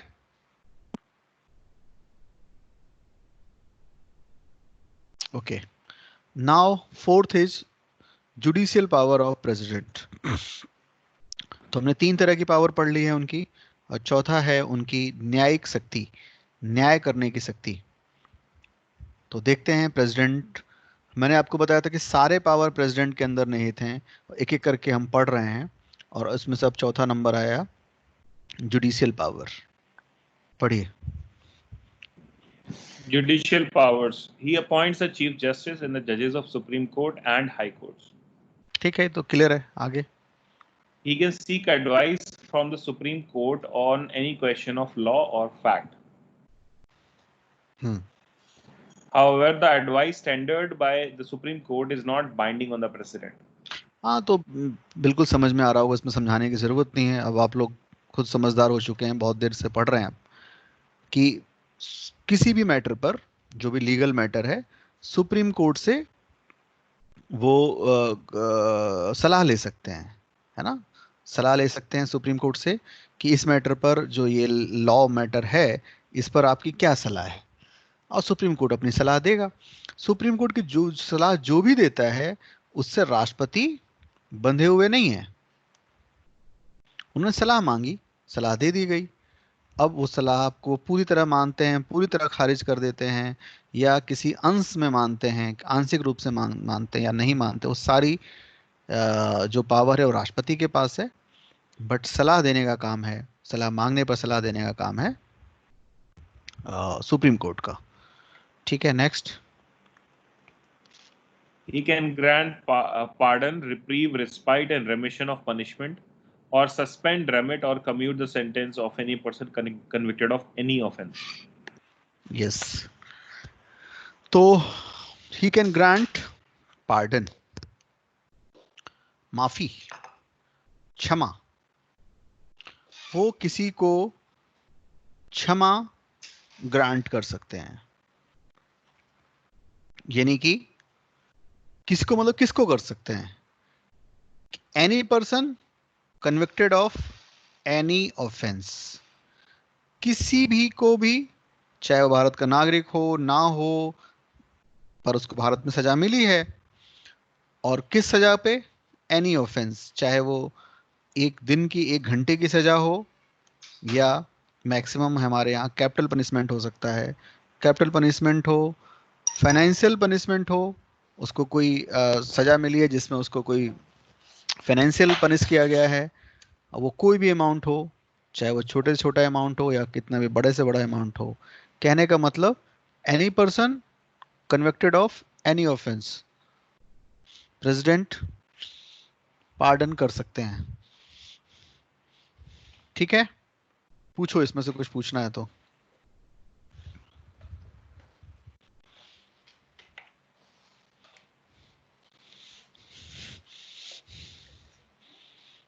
कुछ पूछना है? अरे तुम लोग थक जाते हो 11 बजे तक, फिर पूछते पाछते नहीं हो। No sir. Okay, very good. तो फिर डिप्लोमेटिक पावर पढ़िए। Diplomatic powers, the international sir वो treaties कल and आपको एग्जाम्पल भी बताना था ना इसमें, वो वाला दारा सिंह वाला, तो मुझे लगता है वो अब आप बता सकते हैं। हाँ ठीक है, तो मैं इसलिए तो देख रहा था कि याद है कि नहीं। क्यूरियोसिटी जरूरी है ना, क्यूरियस कोई तो बताया जाएगी कहानियां। तो कहानी सुन लेते हैं। देखो बात क्या है, प्रेसिडेंट को ये पावर क्यों दी गई है? जब कोर्ट ने, और सही गलत का फैसला तो कोर्ट ही कर सकती है, कोर्ट में तमाम तरह से जो फैसला लिया है वो सब कुछ सोच समझ के लिया होगा। लेट्स से मैं एक उदाहरण लेता हूँ कि एक ऑफेंस हुआ है जिसमें प्रूव हो गया है कि एक जघन्य अपराध हुआ है, और वो अपराध था हत्या का। और मनुष्य की हत्या से बड़ा क्या अपराध क्या हो सकता है? क्योंकि आपको पता है बाकी चीजें तो ठीक हैं, बाकी नुकसान का शायद भरपाई भी हो सके, या और भी कुछ ना कुछ हो सकता है, पर अगर किसी की हत्या ही हो गई है तो इसमें तो कुछ रिटर्न हो नहीं सकता। और वो प्रूव हुआ, और सुप्रीम कोर्ट ने अपनी तमाम चीज़ों को देखते हुए किसी को फांसी की सजा दी। आपको पता है फांसी की सजा कोई मामूली सजा नहीं है ना? उस पर कई बार सोचा जाता है, कई बिंदुओं से मिला के सोचा जाता है, और राष्ट्रपति ने सॉरी कोर्ट ने सजा दे दी। अब उसने क्षमादान के लिए अपील किया, राष्ट्रपति ही के पास कर सकता है। क्षमादान के लिए अपील किया गया, और इस क्षमादान में राष्ट्रपति ने उस पूरे मैटर को देखा। एक्चुअल में राष्ट्रपति, यहाँ पर मैंने आपको पहले भी कहा कि राष्ट्रपति एक्चुअल में, राष्ट्रपति का नाम है, एक्चुअल में ऐसे मैटर कौन देखता है? कौन देखता है? गृह मंत्रालय, मिनिस्ट्री ऑफ होम। ठीक है, और कुल मिला के हम राष्ट्रपति का ही नाम रखते हैं क्योंकि उन्हीं के नाम से है। राष्ट्रपति ने पाया कि ये बात सच है, न्यायिक दृष्टिकोण से देखें तो ये बात सच है कि इसने हत्या की है, और हत्या प्रूव भी हो गई है। हत्या प्रूव हो गई है, मानवीय हत्या है, तो उसके लिए सजा मिली है। यहां तक बात क्लियर है? हेलो? Yes yes sir. लेकिन उसमें कई, अगर हम खाली न्यायिक दृष्टि से देखें, लॉ के ढंग से देखें, तब तो उससे गलती हुई है। बट कुछ चीजें ऐसी हैं जो अगर हम न्याय के अलावा देखें, न्याय के अलावा मतलब हम देखें उसकी टेक्निकलिटी के अलावा देखें, तो उसमें कुछ स्कोप ऐसा है जिससे संभावना ये बनती है कि राष्ट्रपति को संज्ञान हो जाते हैं। कई मैटर हो सकते हैं, ये लग सकता है कि वो जो हत्या हुई है वो हत्या ऐसी थी कि उसको क्षमा किया जा सकता है। ये व्यक्ति उस समय जिस मानसिक अवस्था में था, वो कोर्ट में शायद इसका पक्ष उस ढंग से रखा नहीं गया, उस पर उतना विचार नहीं हो सका, या इसका जो वकील था या जो भी इसके पक्ष रखने वाले थे उस ढंग से रख नहीं पाए। बट वो उसकी मानसिक स्थिति ऐसी थी कि उस मानसिक स्थिति को देखते हुए इतनी बिगड़ी हुई थी कि इसको क्षमा किया जा सकता है। या वो एक क्षणिक आवेग था जिसमें ये हत्या हो गई है, वरना ओवरऑल इसका जो पूरा का पूरा रिकॉर्ड रहा है पीछे का और बाद का भी उस इवेंट के, वो बिल्कुल ऐसा नहीं है।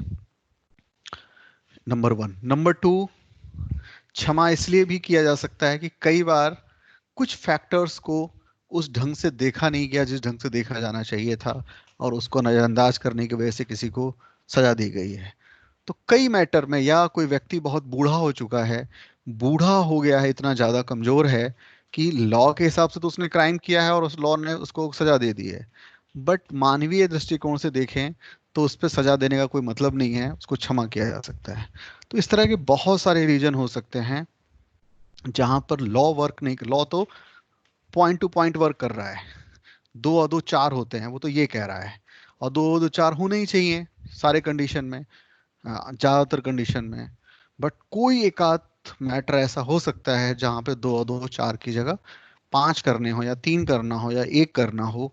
ऐसे काम को, रेयर काम को राष्ट्रपति के नाम पर छोड़ दिया गया है कि राष्ट्रपति इसको चाहें तो इसको सजा को कम कर सकते हैं, उसकी प्रकृति बदल सकते हैं। प्रकृति बदलने का मतलब जैसे कोर्ट ने कहा कि रिगरस पनिशमेंट है ना, कि आपको कठिन कारावास दिया गया है, उसकी जगह वो साधारण कारावास में बदल सकते हैं, या चाहे तो उसकी समय को कम कर सकते हैं, उसकी प्रकृति को कम कर सकते हैं, उसको क्षमा कर सकते हैं।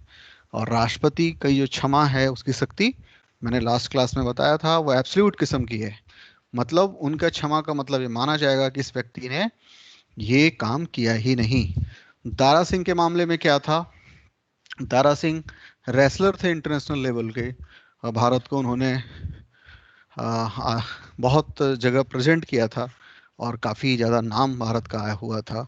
और वो किसी केस में वो भारत आए, और कहानी ये है, अब सच जो भी हो भी सकता है, नहीं भी हो सकता है, कहानी ये है कि वो घर आए और किसी मैटर पर कोई बातचीत चल रही थी, ऐसे में ही उनकी पत्नी को इनसे धक्का लग गया। धक्का लगा, अब ये दारा सिंह है और वो तो एक स्त्री थी, इनके हल्के से अनजाने से धक्के से वो किसी चारपाई या कहीं पर जाके लगी, और लगी तो फिर उठ ही नहीं पाई, या फिर यूं मान लो कि फिर उठ ही गई। ठीक है, अब क्योंकि दारा सिंह का धक्का था उठ गई। ठीक है, और इसको जब कोर्ट ऑफ लॉ में रखा गया तो उसमें हत्या प्रूव हो गई और उनको फांसी हो गई थी। बट उनके तमाम अचीवमेंट और उनके आगे पीछे के उनके करेक्टर सबको देखते हुए माना गया कि क्योंकि मृत्यु हुई है इसलिए सजा दी गई है, बट इनको क्षमा किया जा सकता है। ठीक है,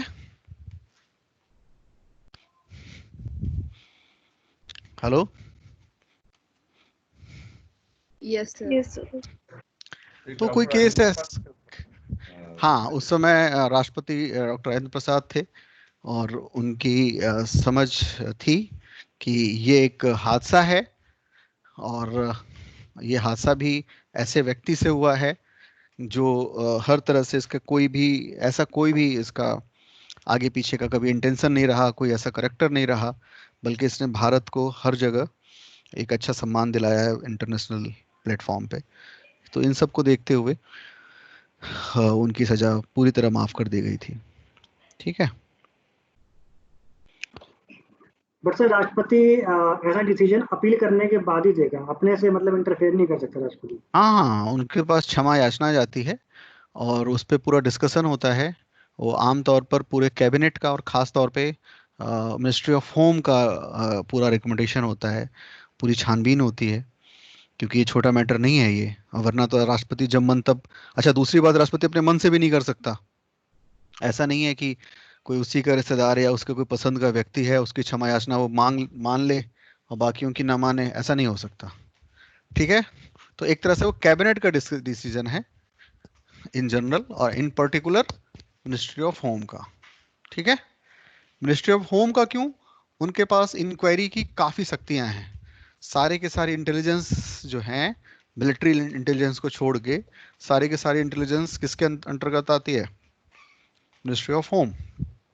तो वो अगर छानबीन पे उतर आए तो वो किसी को भी, और आधार हो जाने के बाद, पैन कार्ड हो जाने के बाद, तो आज की तारीख में कुछ भी छानबीन कर सकते हैं वो। ठीक है, अब यूं कहो कि आधार कंपलसरी नहीं किया, वरना वो डेटा शेयर नहीं हो सकता क्रिमिनल चीज़ों में, कम से कम ऑफिशियली तो ऐसा ही है ना। वरना हर आदमी जो है ना वो बिल्कुल बिग बॉस की निगाह में है। ठीक है, बिग बॉस एक टीवी पे आता है ना, बिग बॉस के कैमरे के अंदर सब हैं, तो ऐसा ही हो जाएगा। तो खैर उनके पास काफी छानबीन की शक्ति है और उनके रिकमेंडेशन के आधार पे ही होता है। ठीक है,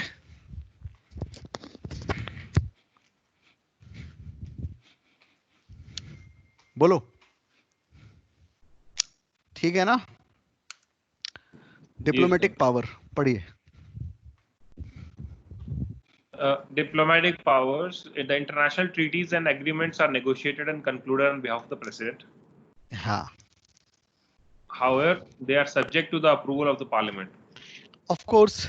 तो ये समझ में आ रहा होगा, सारे के सारे ट्रीटीज, सारे एग्रीमेंट्स, सारे नेगोशिएशंस सब कुछ राष्ट्रपति के नाम से होते हैं, राष्ट्रपति के बिहाफ पर होते हैं। ये माना जाता है कि राष्ट्रपति के नुमाइंदे हैं, ये राष्ट्रपति को रिप्रेजेंट कर रहे हैं इंटरनेशनल मंच पे। हालांकि आपको पता है राष्ट्रपति एक सिंबॉलिक शक्ति है, एक्चुअल में वो पार्लियामेंट अप्रूव करती है तो फिर वो पूरा हो जाता है। आगे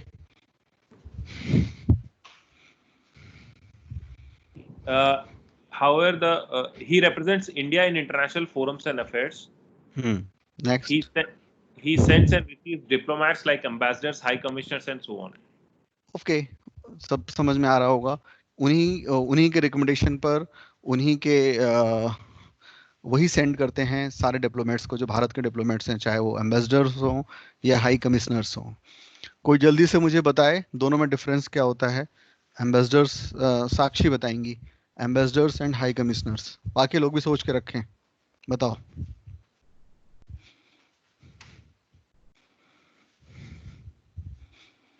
सर एक बार मैंने पढ़ा तो था पर मुझे याद नहीं आ रहा अभी।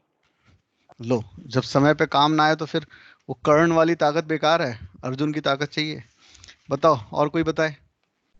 सर ऐसा कुछ था मेरे ख्याल से, जो पता नहीं किसी ऑर्गेनाइजेशन से जो जुड़ी हुई हैं तो उन वहां पर वो एम्बेसडर्स बोलते हैं, और बाकी जो नहीं जुड़ी तो वहां पे कुछ हाई कमिश्नर बोलते हैं, ऐसा कुछ था। He sends and receives diplomats like ambassadors and high commissioners. तो जो कॉमनवेल्थ कंट्रीज हैं, कॉमनवेल्थ कंट्रीज कौन सी हैं? जो इंग्लैंड की किसी न किसी समय कॉलोनी रही हैं या आज भी हैं, ठीक है, उन सबको कॉमनली क्या बोलते हैं? Commonwealth Nations. ठीक है, तो कॉमनवेल्थ नेशन में फिर बाद में जैसे भारत ने बीच में अपने आप को विड्रॉ कर लिया था, फिर मेंबर हो गया। तो जो कॉमनवेल्थ के मेंबर्स हैं उनके यहाँ जो अपॉइंटमेंट होता है डिप्लोमेट्स का, उसको क्या बोलते हैं? High commissioners. बाकी कंट्रीज में सेम पोस्ट को बोलते हैं एम्बेसडर्स। ठीक है,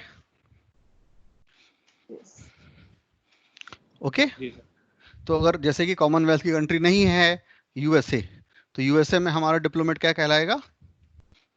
एम्बेसडर। बट हाँ, बट ऑस्ट्रेलिया लेट्स से, है ना, ऑस्ट्रेलिया में क्या कहलाएगा? High commissioners. डन।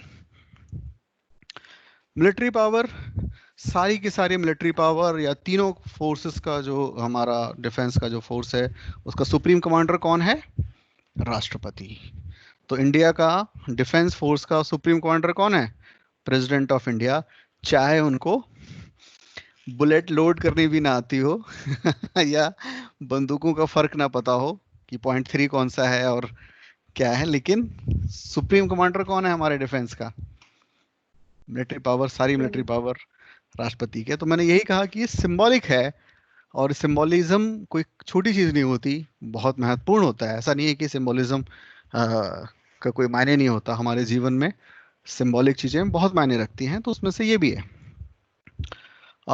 उनके पास कैपेसिटी है कि वो चीफ आर्मी जो अलग अलग स्टाफ हैं, चाहे वो नेवी में हो, एयरफोर्स में हो, सबका अपॉइंटमेंट की कैपेसिटी उनकी है। वो सबको अपॉइंट करते हैं, वो वॉर डिक्लेयर करते हैं किसी कंट्री के साथ, वो किसी के कंट्री के साथ शांति डिक्लेयर कर सकते हैं। वो ये सब कुछ सब्जेक्ट टू पार्लियामेंट है ऑफ कोर्स, बट ये सारे उन्हीं के नाम से। वॉर और कंक्लूड पीस, तो इन्हीं की युद्ध और शांति, ये दोनों का डिक्लेरेशन कौन करता है? प्रेसिडेंट करते हैं। ठीक है, इमरजेंसी पावर हम लोग नेक्स्ट क्लास में पढ़ेंगे। सर सीडीएस जब बन गया है, सीडीएस बनने के बाद भी अभी भी जो मतलब जो सुप्रीम कमांडर है वो प्रेसिडेंट ही है? ऑफ कोर्स, सीडीएस कोई सुप्रीम कमांडर थोड़ी ना है, वो तो इन तीनों, वो सारे फोर्सेस को मैनेज कर रहा है, वो केवल एक मैनेजर है। कमांडर ऑफ चीफ यानी कि सुप्रीम कमांडर हमेशा हमेशा ही कौन है अभी तक? राष्ट्रपति, और आगे भी वही रहेंगे। अच्छा, और सर अगर सर इस केस में भी यही है कि अगर जैसे वॉर डिक्लेयर कर रहे हैं, पीस कंक्लूड कर रहे हैं, तो उन सब चीजों में भी ये जो है ये सिर्फ इनका एक सिग्नेचर होता है, बाकी जो होता है सब होम मिनिस्ट्री उन्हीं का सब कुछ होता है? बिल्कुल बिल्कुल, इनके सिग्नेचर से ही, क्योंकि हेड ऑफ द स्टेट कौन है? प्रेसिडेंट। तो प्रेसिडेंट के नाम, हाँ प्रेसिडेंट के नाम से ही तो। आप बंद करो, पीछे लग रहा है कि मेरी आवाज लौट रही है, माइक ऑफ करो। तो हेड ऑफ द स्टेट के नाम से ही होगा, अगर उसके सिग्नेचर नहीं है तो फिर वो कागज है, उसकी तो कोई लीगल वैल्यू नहीं है। ठीक है, हाँ, हेड ऑफ स्टेट के पास जो कागज पहुंच रहा है वो सारी प्रक्रियाओं से गुजर रहा है, और उनका नाम, उनके नाम जैसे बिल्कुल जैसे किंग, जैसे कि यूके के जो मोनार्क है वो सेम पावर यहाँ पे है उनकी। ठीक है, बल्कि कई मामले में तो मोनार्क से ज्यादा पावर है, क्योंकि प्रैक्टिकली मोनार्क वहां पे पार्लियामेंट में कभी जाता ही नहीं है। हमारे यहाँ पे वो स्टार्ट ही पार्लियामेंट का कौन करता है? प्रेसिडेंट करता है। ओके, ठीक है। तो नेक्स्ट है हमारा इमरजेंसी पावर। तो हम इसमें नेशनल इमरजेंसी, प्रेसिडेंट रूल वगैरह वगैरह देखेंगे। ठीक है, तो नेक्स्ट क्लास में देखते हैं। अब तक जो हमने पढ़ा है इसमें से कुछ पूछना है, पूछिए। अच्छा सर, मतलब एक मैं वैसी मतलब वैसे ये क्वेश्चन नहीं है, पर सर जैसे अब तक हमने जो पढ़ा तो हर जगह मतलब अगर देखा जाए तो मतलब सब जगह सलाह मशवरा करके, चाहे वो मिनिस्ट्री हो, एग्जीक्यूटिव्स हो, वो चले जाते हैं वो प्रेसिडेंट के पास चले जाते हैं और उनसे बोल देते हैं कि लीजिए जी साइन कर दीजिए। सर मतलब ये तो एक तरीके से पपेट वाली बात हो गई कि इतने हेड ऑफ द स्टेट को भी एक एज इट इज पपेट बना रखा है, क्योंकि उनका तो कंसेंट कहीं मायने रख ही नहीं रहा। तो सर क्यों ना ये इनके नाम की बजाय क्यों ना ये प्राइम मिनिस्टर को ही दे दी गई है ये रिस्पॉन्सिबिलिटी कि भाई आप ही, चलो जब आप ही कर रहे हैं सब चीज तो आप ही कर लीजिए। मतलब ये बस इस चीज को नहीं मैं समझ पा रहा हूँ कि क्यों इनका इतना वो है, मतलब बहुत ज्यादा वो भी है, हर चीज में मतलब खर्चा भी है, सब समझ गया चीज। मैं, समझ गया मैं। कोई जवाब देना चाहे जल्दी से दे, फिर मैं देता हूँ। एनीवन? सब बड़े बुजुर्ग रहने चाहिए ना परिवार में। अच्छा चलो, बड़े बुजुर्ग हो गए, बट ये तो बता रहे हैं खर्चा भी है। राष्ट्रपति भवन इतनी सारी 350 कमरे हैं यार, है ना, किराए पे भी उठा देते, दिल्ली में तो बहुत महंगा है। और कोई वजह बताए कोई बड़े बुजुर्ग के अलावा?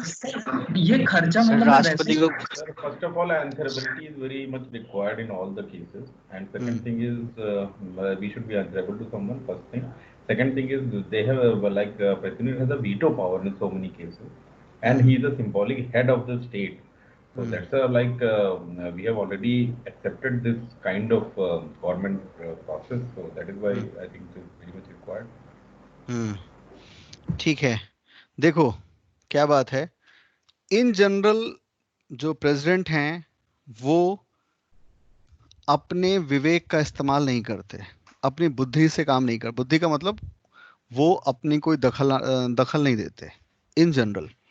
बट बहुत सारी विशेष स्थिति हो सकती है जिसमें उनकी बात, उनका निर्णय बहुत मायने रखता है, और वो पार्लियामेंट या प्रधानमंत्री की कही गई बात को मानने के लिए मजबूर नहीं है। जनरल कंडीशन में क्योंकि हमने प्रधानमंत्री को हमने एमपी चुना है, और जो लोकतंत्र है उसमें लोगों की इच्छा के रूप में प्रधानमंत्री काम करता है, इसलिए है जनरल कंडीशन।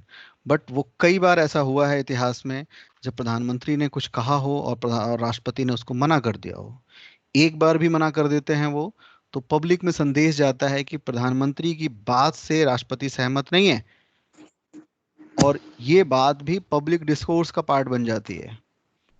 तो नॉर्मल कंडीशन में जब सब कुछ नॉर्मल चल रहा हो और सामान्य बात हो, तो राष्ट्रपति को पता है कि वो एक नॉमिनल हेड हैं, बट उनको बनाया खाली नॉमिनल हेड के लिए नहीं गया है, किसी खास कंडीशन में।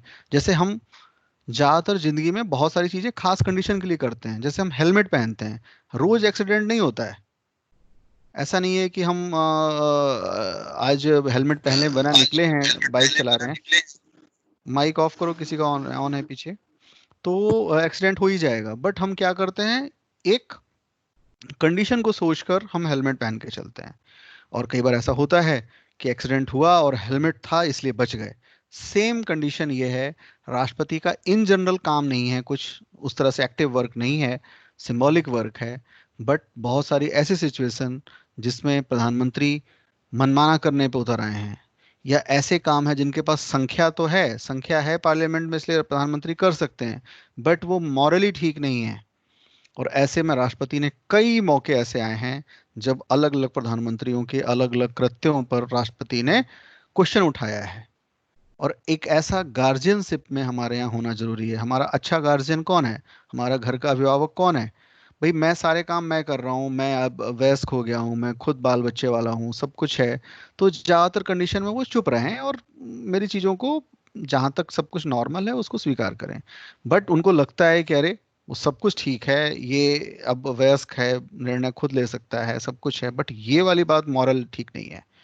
और वो क्वेश्चन उठाते हैं, वो क्वेश्चन एक बार भी उठा देते हैं तो मेरी मॉरलिटी के साथ मैं एक मॉरली, मेरे ऊपर दबाव बन जाता है, सामाजिक दबाव बन जाता है, और मैं उन पेरेंट्स को रहते हुए वो उन चीज़ों से बचता हूँ, या मेरी मॉरल निंदा होगी अगर मैं उसके बावजूद करता हूँ तो। कुछ ऐसा ही रोल है राष्ट्रपति का। तो जैसा कि मैं बार बार कहता हूँ, उनका काम है एक अभिभावक की तरह, एक गार्जियन की तरह, जो रोजमर्रा के काम में दखल नहीं देता, बट जब वो दखल देता है तो पब्लिक में एक मॉरल क्वेश्चन खड़ा हो जाता है, जो कि जीवन में कभी कभी जरूरी है। हम में से जो भी व्यक्ति है, मैंने हमेशा कहा कि जो मनुष्य हैं या मनुष्यों के जो समूह है, लगभग एक तरह का बिहेव करता है, और हम बहुत सारे मानवीय गुणों से भरे हुए हैं, जिसमें बहुत सारे अवगुण भी हैं। कई बार हमारे ऊपर कोई टोकने वाला नहीं होता। आप खुद सोचें कि आप एक रूम में हैं, एक घर में हैं जहाँ कोई भी नहीं है, तो आपका बिहेव बिल्कुल अलग हो जाता है। आमतौर पे अगर आप बिल्कुल ही बुद्धा वाली श्रेणी में नहीं है, तो आप एक अलग ढंग से जीवन जीते हैं जब आपको पता हो कि कोई भी नहीं है या कोई भी नहीं देख रहा है। तो वो कई बार वो उसमें गार्जियनशिप के आते ही उसमें हमारा जो तरीका है वो ज़्यादा मॉरल और सोशल हो जाता है। कुछ ऐसी ही ज़रूरत है हमारे यहाँ राष्ट्रपति की। और इसके लिए ना केवल किसी तरह की कोई दिक्कत नहीं है, ना फाइनेंशियल सोचने की आवश्यकता है, बल्कि खर्चा बढ़ भी जाए तब भी जरूरी है। बिल्कुल बिल्कुल वैसे ही जैसे मैंने आपको लगातार समझाया है, गार्जियनशिप। ठीक है जी सर। तो जो जरूरत एक गार्जियन की है हमारे वयस्क होने के बावजूद, ठीक है, सेम जरूरत है छत्र छाया की जरूरत है। ये केवल सिंबॉलिक नहीं है, प्रैक्टिकल भी है। ठीक है, आप खुद भी देख सकते हैं जिन घरों में पेरेंट्स रहते हैं, चाहे वो आम तौर पे साल भर में कुछ भी ना बोलते हों, बट उनकी एक प्रेजेंस ही जो है ना, बहुत सारे इमोरल या यूं कहें असामाजिक चीजों को नहीं होने देते। तो कुछ ऐसी ही बात है। ठीक है, यस सर। ओके। तो आज की क्लास यहीं समाप्त करते हैं और मिलते हैं कल। तब तक आपको क्या करना है, क्वेश्चंस आप लोगों को ऑलरेडी मिल गए हैं, वहां से डाउनलोड करना है, क्वेश्चन सारे करने हैं, सारे करने हैं। बहुत सारे आपको बहुत टफ लग रहे होंगे, बहुत सारे बहुत इजी लग रहे होंगे, पर सब करने हैं। एक कॉपी पे A B question number 1 answer A B C D जो भी है वो लिखें, और उसका जो है ना फोटो खींच के मुझे व्हाट्सअप कर दें। प्रत्येक विद्यार्थी को भेजना है, चाहे उसने 10 ही सही से कर पाया हो तब भी, ठीक है, ताकि मैं समझ पाऊँ कि कहाँ पे क्या गड़बड़ी है। और ये मान के चलें कि ये इससे टफ क्वेश्चन नहीं बनाए जा सकते, ये मान के इसको करना है, और इससे आसान ही क्वेश्चन बनेंगे, है ना। पीसीएस में तो डायरेक्ट क्वेश्चन बनेंगे, उनके मैंने आपको ऑलरेडी वो अपलोड किए हुए हैं एमसीक्यूज, ठीक है, प्रैक्टिस वाले, जो मैंने एक फोटो भी भेजा तो था जो टेस्ट है वो फंडामेंटल कि एक फोटो भी मैंने भेजा था कि 1000 क्वेश्चन का जो एमसीक्यू है ना, वो वाले या पीसीएस के लिए पर्याप्त है, ज़्यादातर क्वेश्चन के लिए। बट पीसीएस में भी आजकल अगर 20 क्वेश्चन आए हैं पॉलिटी के, तो उसमें से 3 4 5 क्वेश्चन तक ऐसे आ जाते हैं जो इसी लेवल के हो सकते हैं। ठीक है, तो उसको जरूर कीजिए। सर और मैंने स्टार्टिंग की क्लास अटेंड नहीं की थी, तो आप बता देंगे कहाँ पे अपलोड किया है आपने? वो इसी पोर्टल पर जो पॉलिटी एंड गवर्नेंस है, उसमें सबसे पहला फोल्डर है, वो फोल्डर है। ओके सर, हाँ मैं चेक कर लेंगी। हाँ, एमसीक्यू का। ठीक है, ओके। सर सर जो कल टेस्ट है वो फंडामेंटल राइट्स का ही है ना? क्या? तो यस सर, जितना जो हाँ, आपने सारे टेस्ट फंडामेंटल राइट्स लिया के है क्वेश्चन है। Yes yes. सर कल तक करने हैं? हाँ, हेलो,